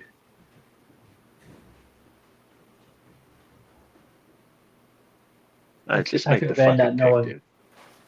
Yeah, that's one thing I hate about the later rounds when they have like the guest pickers, and they're just like, "Oh, Yeah. shout out to my boys, shout out like Packers Nation, shout out." I'm like, just say the pick. Yeah, Come exactly. on. Well, who do the Wow. Vikings pick? That's a Because statement. there is a Yeah, lot of Defensive good back. players. Yeah, corner They or go D corner back. Starks Yeah, or they go Starks, D Harrison back. Smith. Yep. Yep. I'm not sure who it is, but it's definitely going to be a defensive back. They're I'm gonna going to go take like Starks. something weird, like a wide receiver, just to fuck with you. that would be crazy. Well, Take a tight end. Right. Dennis Green took Randy Moss when he had Chris Carter. So, True. I don't like talking about Randy Moss because I know we took Terry Fair the very pick before that. oh God, dude. Oh my God. Oh my God. Oh my God. But we That don't was draft guys with too character soon. issues, so Dude, that's almost 30 years ago and it's still too soon. see, I'm not that young. I remember drafting Terry Fair, okay? Oh yeah. This dude looks like he's 5 years old. Apparently Will Johnson is slipping because of long-term concerns about his knees.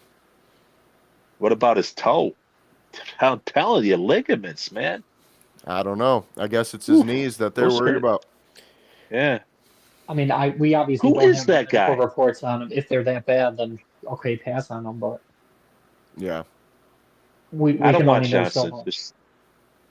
I mean, it's just a feel, but I don't want him. I If don't he's want on him. the board, I want to trade down because somebody, if somebody wants to come get somebody, because I just feel if Mike Green and John Campbell are gone, Donovan Easy's the only one I'm really wanting, and I'd be fine if we just took him. But at that point, it's like we might be able to get him 2 picks later. Who knows? But the Commanders might take him too. There's only 4 more picks Yeah, before the Lions are on the clock, Yep. and Campbell and Green would make me dude. do a fucking cartwheel. So Well, and that's fucked up. Oh my Well, not God. that's fucked up, but the fucked up thing is there's 2 teams right before us that both need edge rushers. So we might get our hearts ripped out, boys. well, I will say, Eh, because he is number 3 on that list, but Simmons is still there. He can play Yeah. guard day 1 and then eventually move to I right want tackle when we move on I from that. want Simmons, man. I want Simmons. I want the other I two want before Easy Simmons, but I first. would not bitch at No, all I on want Simmons. okay, you could Campbell, Easy, Simmons, Jackson, Okay. Hold on. Sorry, Green. Brad. Sorry to Yeah. cut you off here. The Vikings selected Donovan No. Jackson, number 24, and Makes sense. the Eagles are currently trying to trade up, and I would guarantee you it's for one of Campbell or Green, and I'm telling you right the fuck now, if they trade up and With the out, Lions. no, not with the Lions, it'll be over us because it'll be to jump our dumbasses as we're fucking sitting at 28 waiting for him to slide. Oh, hey, we're going to get our guy. And then Howie Roseman's fucking ass is going to come over here and say, oh, you thought you were getting somebody, did you? All right, I'll take him. And Mike Green is going to be There's still gone. guys there. I know, Yeah. but I'm sorry, but if neither of them Yeah. are there, if those 3 edge rushers are not there, I do not want to pick there. I want to trade down. Period. I don't see another player that's 24, worth it. 25, Josh 26, Simmons is a 27. solid player, yeah, but we're taking another guy who, Brad, you said Manu was basically a waste of a pick, and it's like I kind of get where you're coming from, but Josh Simmons ain't gonna play next year. You think he is? He ain't. I mean, he's gonna be another guy we took in the first round who's just gonna sit, and we're gonna see what happens in the next 2 Like years. I don't know. I'd be surprised. Sure. I think he's going to play somewhere on that line. I don't think JMO's a great example though, because it's another thing where you traded up for him and he was a good player for 1 year, but now you got to think about trading him because you can't fucking afford him because he had one good year, and it's like, great, I'm glad we did that, but it's like, we're not talking about Jamar Chase, guys. Like, I don't know why people talk about JMO as if he's like a fucking a top 5 wide receiver. He's not. He's not even the best receiver on the team. Like, and we gave up so much to get him. I mean, I would agree. JMO's more of a mismatch, but fucking Amon-Ra for some reason catches way more balls and he's way more productive and he gets more touchdowns and he gets more yards. I mean, I don't know what to say. For Like, now. maybe. I think JMO's ceiling is much higher than St. Brown's. But All I'm St. Brown's saying is, floor is very high. who did we obviously. pay? Who did we pay? because The one who we drafted first and his contract was up first. Right. But we paid him for a reason. So think about it this way, right? We're currently hearing rumors about trading JMO. If that happens or not, the fact that rumors even exist, it's like, okay, it makes sense. And I think we all could agree that it does make a little bit of sense because we all did agree on a podcast recently that it does make sense if we can't, because we can't afford him. The reason we can't afford him, we signed Amon-Ra to that long extension. It's going to be similar money. I mean, yeah, it's a year or two later, so it might even be a little bit more, but that to me shows we didn't prioritize him. So I'm just I don't saying. think they're going to resign Jambo. I just don't think they're going to. I think they trade him either this year or next. I don't think they're going to resign him. I've come to those terms. I have. Yeah, but you that's can't what I'm pay everybody, and right. You can't. But pay what everybody. I'm saying is, but I what do I'm think saying with is, Simmons, you got to get. No, yeah. go ahead. What I'm saying is, with Simmons, he's a great player, and I wouldn't mind taking him. It's just I think we could trade back and get him still Right. if he makes it to us because we got Houston and LA, which the Giants traded up. Oh fuck! They traded up And I got to see his fucking. with You know Houston. where They that's traded up going. with Houston. You know where that's 25. Got to see his ass. Giants traded for 25. They gave up 34, 99, and a third rounder next year. So recently, wait, no, it wasn't. It wasn't Houston. Wait. Yes, okay, never mind. Houston's I'm on wrong. the clock. 25. Yeah, no, Okay. no. The Vikings took Donovan Jackson for some reason. I was Yes. thinking. Yeah.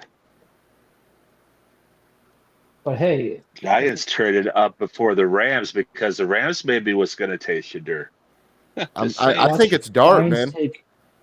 Watch one take Shadur, one take Dart, and then we get Green or Campbell. Bro, that would be fucking beautiful. That would be as long as beautiful. Sanders doesn't go in the first round, I don't give a fuck. That would be two of You know my what I top mean? 5 players for us. Because obviously I didn't have a Bill Carter on my list and all that. Right. But players for us, Campbell and Green were literally 2 of my top 3. The only person I had in that mix that got taken was Booker. I'm telling you, we're going to be happy with whoever we get. Because I think so, this too. board did fall right. It did. This It board fell almost exactly. perfectly. The only thing I'm worried about now is Baltimore because depending on what the Giants do here, I don't know if the Rams go quarterback. They could potentially, and maybe that's why the Giants moved up to get ahead of them, like you said. But maybe because the Giants moved up, now they don't because they only really liked the guy that the Giants moved up for. So who knows? I mean, I still do worry that Baltimore is going to take our guy, but there's 2 left. So we have a really, really good chance right now. Yeah, there's more. Yeah, I mean, we're going to get somebody. Campbell or Green. It's Jackson Dart to the Giants. So. Oh, Shadur's head is exploding. I love it. He's not even a top 2 quarterback in a shit class. Nope. I love it. I love this. This made my night.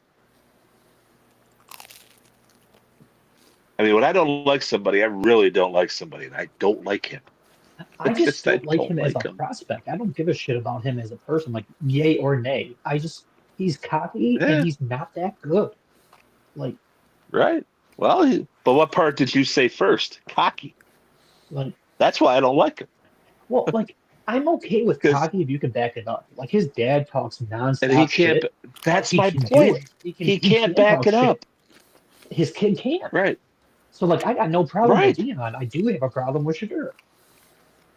Yeah, see, that's the thing. He can't back it up, and he's cocky. If you're cocky, can't back it up, man. It don't fly with me. It just don't. And the fact that he's Hall of Fame quarterback, Shadur Sanders, it's the biggest fucking joke I've ever fucking heard. I'm sorry, it just is. Hall of Fame, 13-12 record, no conference championships, and a fucking ass kicking in a bowl game. You make the Hall of Fame? Go. Nah, Daddy got to go. Goat. Fucking Shadur. Well, I mean, it's working out for us right now. We were right about him. Seems like they're not drafting here's them. the question. Here's what's going to piss me off, though. Go ahead. Here's the question.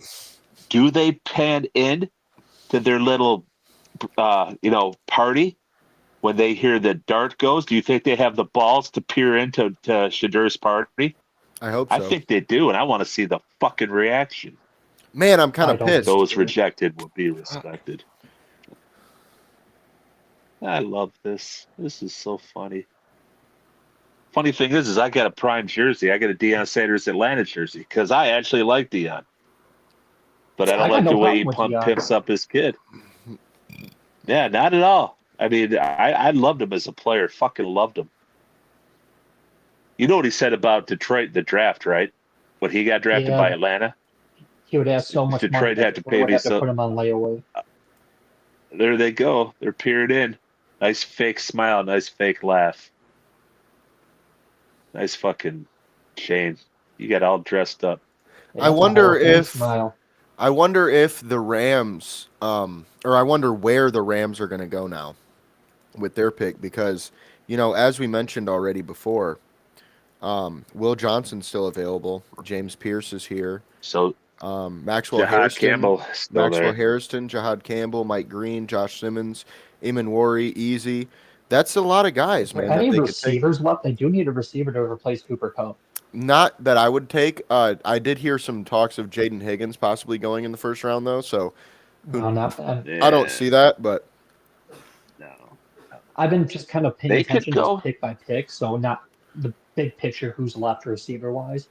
They do need a Right. corner, but once again, Who I don't are know what how bad the medicals are. who on are the James. Rams? one at a time, guys. One Who at are a the time. Rams linebackers? They're linebackers, and they got Jared Verse. He's not a linebacker, but he's pretty fucking Defensive end, good. yeah.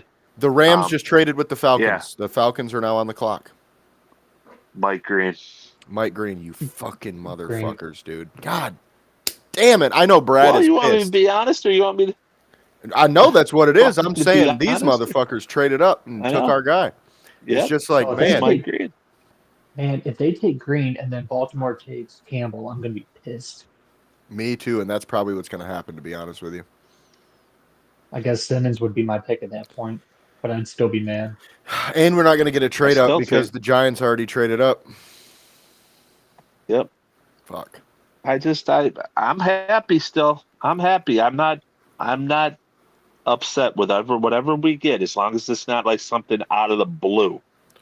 I'm All I happy. know is I need another one of these right now. When was the Don't do last that, you're time gonna pee all did Brad Holmes? When did Brad Holmes, has he traded up in every draft in the first round since he's been here? I don't. Twice. He might have. He's traded up for JMO and he traded up for Terry Arnold this Terrion? last year. Oh, he didn't trade up for. No, he did. Hutchinson, JMO. No, Hutchinson, we just had the second pick. We did trade Okay. up for JMO and we did trade up for Terry Arnold Yep. last year. Gibbs. Did we trade up for Gibbs too? No, we traded back. Oh yeah, that's right. And we traded up for Campbell. No. Yeah, I don't remember all these. Did you read my article? Jackson I covered every Dart. trade he's ever done. It took me 20 hours to research that shit. Ah, Hell, I was even covering the 7th round trades and bullshit. I deep dove the hell out of it. He's got a lot of them. Oh, 6'2". Basically 6'2". They say 6'2 and a quarter. That's 6'2". I just wonder who the Giants I are don't getting. know. It's got to be Mike Green. Or I'm Giants. sorry, the Falcons. Falcons, sorry. Oh. It's got to be Green or Yeah. Campbell, but I'm heavily saying What the bro? The Hold on, Falcons what? gave up. Listen to this, guys. The Falcons traded 46, 242, and a first rounder next year to get to 26. Oh my God! What are these teams Well, thinking? You're trading first round draft picks. Next year's a good draft too. That's crazy as fuck. Next year's a good draft. This That's is the end of the genuinely draft. crazy as fuck. The end of the draft, and you're trading first round draft picks. Hell no. Well, thank you. They're an NFC team. Thank you. Oh wow. Oh wow. This is funny. Look at that quarterback room for the Giants. I think Tommy DeVito finally goes back to slinging the prosciutto in his dad's deli. I think he's done. Jameis Winston will Yeah, be the a Texans- cut. Sorry, it just came up on my feed. I know it's the last trade.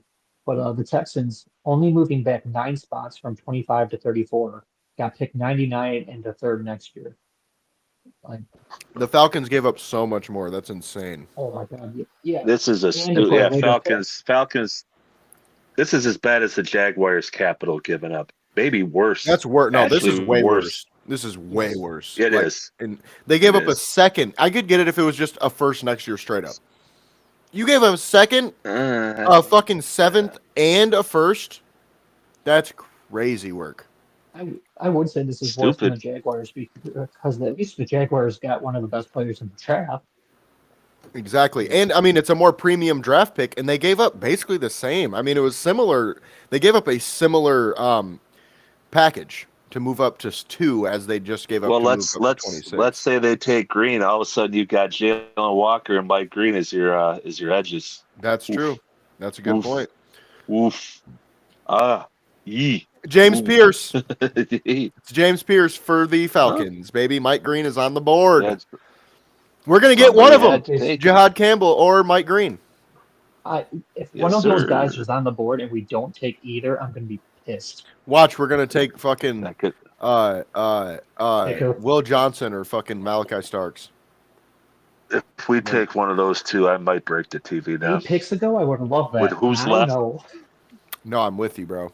With who's left? with Campbell and Green and Easy still on the board, and you're going to take a fucking defensive back when you've got 2 all-pro safeties and you've got fucking a room full of corners. There's no way. There's What no if we take that tight end from fucking way. LSU? The one Yeah. problem I see right now is Yeah. Baltimore probably leans Jihad Campbell just simply because he fits a little bit better, I think, than Mike Green does, because of the defense that they run over there. So I think it's I thought more likely Baltimore we was get going to Mike. take Pierce. I did too, but Well, I'll tell you what. I think Atlanta traded up because they thought Baltimore was going to get Pierce. How yeah, about that? could be. Who did Atlanta trade with again? The Rams Oh, the Rams. Okay. fleeced them. That's not good. Yep. That's not good Yeah, either. Mr. Fuck Them Picks just got a lot of picks. He did. Now he wants to make sweet love with them picks. I changed. God damn. I'm a different That man. is a huge woman next to That was James that was Pierce. the old She's one. got elephant legs. Oh, what? Oh, okay. Just calling out the fucking players' moms, I guess. Did you see her? No, I What? see That's Goodell 2 tons walking of across fun the right street. there. hell She no. took up half the screen.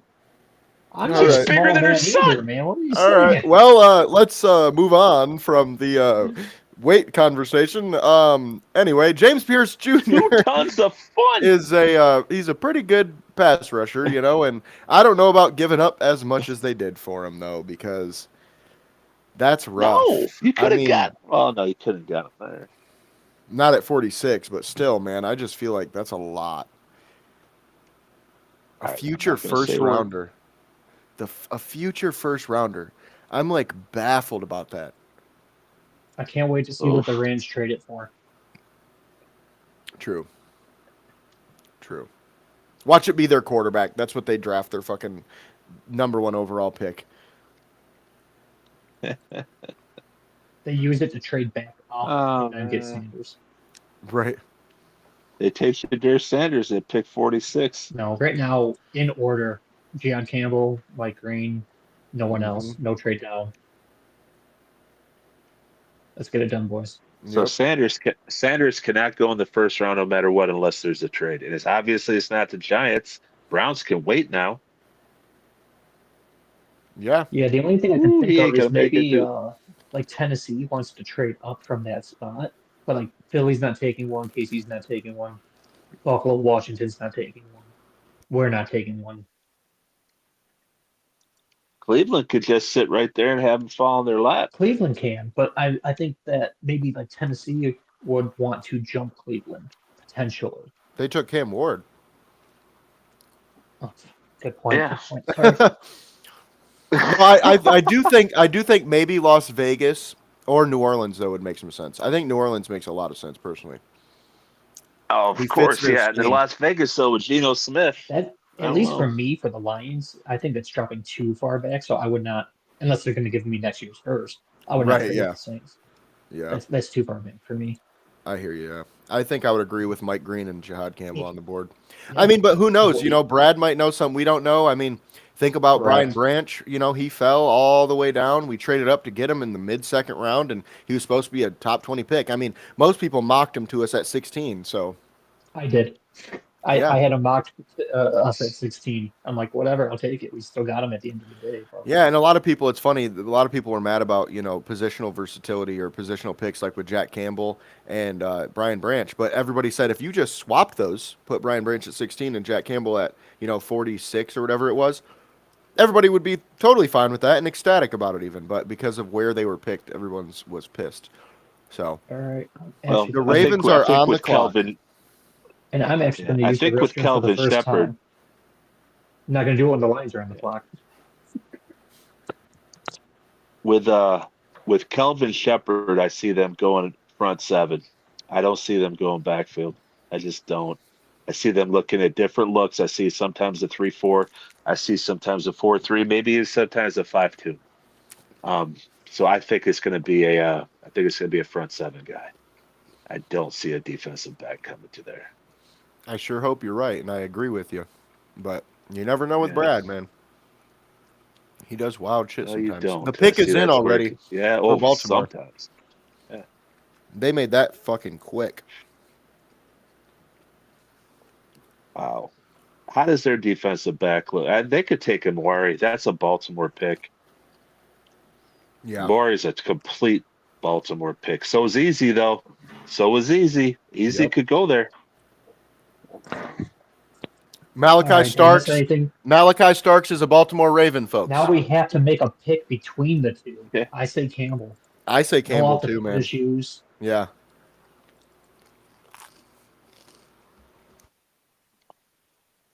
Whew. Who thought he was going to fall this far? Not me. I think he was the top 10 talent I in the didn't think he'd draft. get. I didn't think he'd get past Tampa. I really didn't. No, that made all the sense in the world. I thought Seattle had a chance to But take the it thing too. is, but like Jay said, don't get your hopes up, man. Don't be like Campbell, then be disappointed because odds are they're not going to take him. That's Brad being Brad. Odds are they're not going to take him, and I hope I'm fucking I wrong. will be disappointed if it's not Campbell, but I do trust Brad Holmes. So my initial reaction will be like, fuck, why not Campbell? And then I'll come back tomorrow and be like, all Yeah. right, let's see what the plan is. Yeah. Hey, Jace, you're not one of these, so don't get. But I could see these Michigan slappies who are Lions fans going, they gotta take Johnson now. They gotta take Johnson now.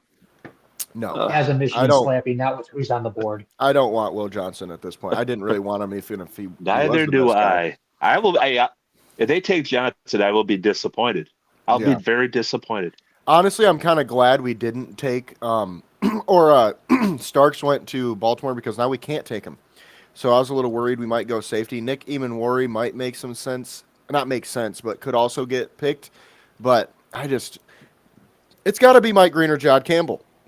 And in my opinion, it's got to be Campbell. I mean, I wouldn't be mad at Green either. I just think Campbell's a little bit more versatile. Played in the SEC, Alabama guy like Brad Holmes loves. And he was the guy that was projected to go higher the whole time. So we'll see what happens, but I really want Jod Campbell.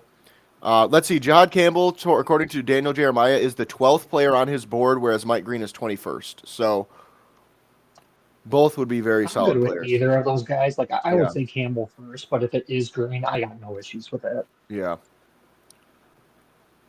Man, now I'm I'm just surprised looking- he's got Mason Taylor that high. Me too. I really don't see it. I think he's a This good tells you player, how but- bad of a draft. When you got 3 tight ends in the first round, it tells you the draft is not that good. What the hell shoes this fucking dude Goodell? You're 60. You can't pull those off. Easy is still available We're on the too, clock. man. Yeah. Oh, never mind. Fuck. I thought it was a report. It wasn't. Do not do that. Yeah. No shit. Fuck, man. Fuck. All right, well, fuck, it's getting late, boys. fuck, It's past fuck, 11. All right, good night. Right. Just whole thing Yeah, just no breaks. shit. It just breaks. We can't go live. This is right where the feed gives out like the cable guy. What? Yeah. Well, it's funny too. It was being a little weird earlier, and I'm like, oh shit, here we go. It's And been it's choppy, at least for yeah. me, but I don't know if that was just my feed or what. Well, it kept saying like reconnecting like for a couple minutes. Not like total, but it would just come It back still here and does. there. I still see it on yours as reconnecting with a little circular thingy. Oh, it No, doesn't I show. don't. Yeah, looks fine to me. I Yeah, do. weird. I If I looked look on the at Twitch this, stream because maybe. I made sure on the Twitch stream that it was still going and it was fine. So we should be good. Earlier on, I did look at the YouTube feed, and I'm just like, why am I watching myself? But then, Right? like, I just wanted to make sure the feed was up, share the link, stuff like that. Yeah. Man, the Lions are on the This is clock, goddamn boys. good. This is when we get quiet because it's like, fuck, That's what are it. we gonna do? Yeah, no, Yeah, I got a pit in my stomach. I have a- 11-11. Hear the last word Johnson. Make a wish. 11-11, baby. You said it out loud, you motherfucker. Okay, then Mike You Green. motherfucker. You already fucked it. Yeah, you fucked it. You fucked it good. You're talking to a baseball guy who's superstitious as fuck. Fuck. I am a baseball dude. Bro, motherfucker. hey, I'll say it now. I'll say it now. I was going to say it earlier. Look at the jersey I'm wearing. I wore this for a reason, boys. I thought to myself, if I wear the jersey of the first player that fell to us and we got lucky, I said maybe it'll happen tonight. It happened. We got so lucky with Sewell. But are we going to so take lucky. him? Are we going to take him? I don't know. All I know is I would prefer not super spoilers. Because you end up seeing it 10, 15 seconds before me normally.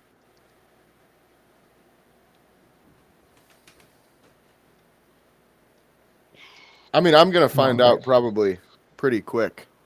If you... You'll find out before we Yeah. do. Yep.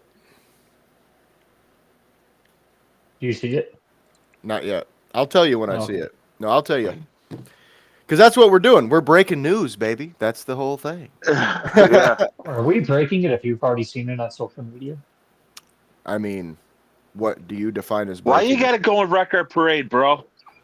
I'm just, Oh man. I mean, Chat I'm the Sports wet probably blanket. says it before they tweet it.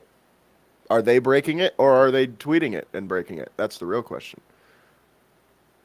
Yeah, you ain't got an answer for that one, brother. I do, but it's just not Oh, going I to go thought you went anywhere. because it was a bad pick. No, Lions pick Oh is in. God. And we Oh trade back. No, fuck. I hope. I mean, I don't care. no I I just hope take not. Campbell or Green and move on. No trade gotta be. backs. Take our guy. Mason Taylor, tight end, LSU. Trayvon Henderson, running back, Ohio State. I would fucking cry. I hate when I'm updating my X feed and then it gives me something from like 4 hours Hey. ago. Man, they're taking their time. Yeah, well, I think the NFL is telling them to calm down a little bit. They got to make it to midnight. I think that was the idea there. I thought I could Yeah. be wrong, but I thought the scheduled feed was up to 11. It is, but they always seem to go to midnight. I've noticed almost every year it goes all the way to midnight. And like we said they earlier, do. the fucking early picks were going so fast. It felt like we were going to be done by 10:30. And then it was like around 20. Shit Yeah. just slowed down. We've gone 7 picks in the last like hour, bro. Like that's definitely a much slower pace. Come on, you sons of bitches. Like, I don't know if I should just keep refreshing my feed. Oh my god, bro, we did something we shouldn't have done, and I'm fucking pissed about it, low-key. We took Ohio State defensive tackle Tyleek Williams. Are you fucking serious right now? I'm sorry, but are you fucking serious right now? Like, Mike Green Really? and John Campbell are still on the board, and we took a fucking defensive tackle when defensive tackle is one of the deepest positions in this entire draft. I don't get it. I don't get it. I'm going to have to see how the rest of the draft plays out, but that's fucking head scratching. That's confusing.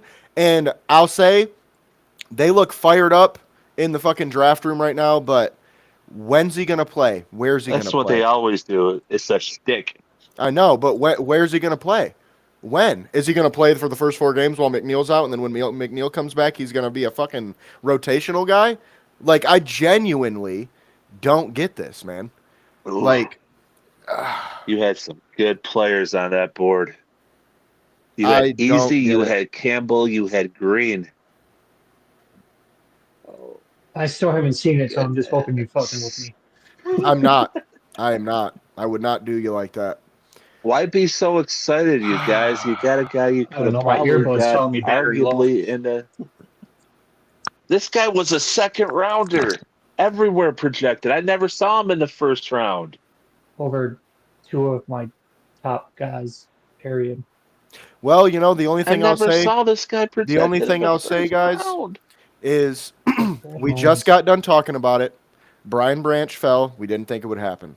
Things can happen. Maybe, and like I said before, Brad Holmes knows things we don't know. Who knows? Maybe Jod Campbell's falling for a reason. Maybe Mike Green's falling for a reason. Maybe there's a chance they keep falling.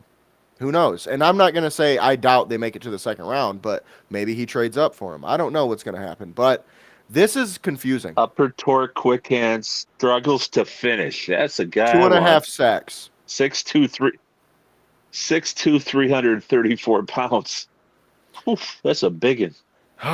Well, They announced it on the TV before I've even seen it on X. Like, I still haven't even. no, they've said it on. Everybody's posted it on Twitter. I just I keep don't hitting know refresh, about this and I'm pick, getting shit from like 4 hours ago. Ian Rappaport, Jordan Schultz, Adam Schefter. I don't know about this All I pick. did was hit refresh, and I have ESPN talking about Tyler Booker. I'd almost rather have that JT guy than this guy. Yeah. I might have preferred JT over this. I really would. Oh my god! What are they saying about him on the TV? Because I can't I hear have it. it muted. I have it muted 80 too, yeah. 88.5 run defensive, 11.5 sacks, 227 in career. So that's 3 sacks a year, basically. 4 sacks a year. 137 tackles in career. Yeah. Instant reaction for anyone else out there watching, not on the pod. Brad Holmes, I trust, but yikes. Yeah, well, Shit, I would- Can't be good. this is I a would very prefer Will confusing Johnson. pick. Yeah, me too. I can't lie to you. Man, This that's is shit. wild, man. This is wild. Well, I think that might be Of course, my good- Ohio State boy just I think my that Ohio might be State guy just texted me. I can't see it though. Oh. Yeah. I think that might be Yeah. a good point to end this, guys. To be honest with you, because that just kind of killed. If I my was you, whole- I'd keep drinking, Jace. Yeah. Yeah, I between would. the disappointment waited and for my that. It's a earbuds pop- telling me battery are low because I haven't used them for this long continuously. It's a before, popcorn fart, dude. probably. Yeah, I What the fuck, man? yeah I don't know, man. I don't know. That's all I really got right now. So, but with that being said, we appreciate you guys for watching as Yeah. always. We did something different than we normally do. We went live for almost 3.5 hours now. We had some guests on, and so it was a lot of fun. This will be posted on YouTube as well, the full length. So hopefully you guys watching this after the second round and third round happens are laughing at us because you're like, if only you dumb fuckers knew what we were going to do in the second and third round, and then you'd be clapping. Brad Holmes. And it's like, all right, cool. Hopefully that's what happens because this is confusing and mind-boggling and head-scratching, and the only reason that we're cutting this off is because it is 11:30 our time, and I have to work in the morning, and I stayed up just to see that. And Hey, now but I'm a let's little finish. pissed. Hey, let's finish with a positive. Yeah, a positive note here that I'm gonna let everybody feel better about. Seriously, you'll love this. You'll feel so much better before you go to sleep. Hall of Fame Colorado I fucking knew University it. quarterback Shadur I knew you Sanders were is gonna not say being that shit. taken. Well, to be honest, Brad, I don't give a fuck about Shador Sanders right now because we just took a defensive tackle from Ohio State, and I don't fucking get it. Fuck Shador Sanders. Who is that? Who the Could fuck is Shador DJ Reader Sanders? be a cap? Could DJ Reader be a cap cut? If it makes you No. guys feel better, I did just see someone on X say that his NFL comparison player is Aleem McNeil. Fucking great. Now we got 2 of them. Awesome. I'm so glad. Fucking shit. Oh my Where'd god. we go? dude. Where'd we take a Lee McNeil? What round? Aleem McNeil, we took in the 3rd. And he's Dude, not even comparing him to Lee he's McNeil not is even like- the player he was in college. He completely changed his game to be a good player. Think about that. He used to be 6'2", 334, nose tackle. Now he's a fucking 6'2", 315, 16-pound fucking 3-tech. It's a different thing. He does a completely different thing now. Like, oh my God, I am baffled. But anyway, with that being said, we appreciate you guys for watching. Find me at JSoSweet, James at Gullet_James, and Brad at BT8Ball. Find us all at MI Sports Media and misportsmedia.com. From the Michigan Sports Media Network, we appreciate you, and we'll see you on the next one. Hopefully round 2 is better for us.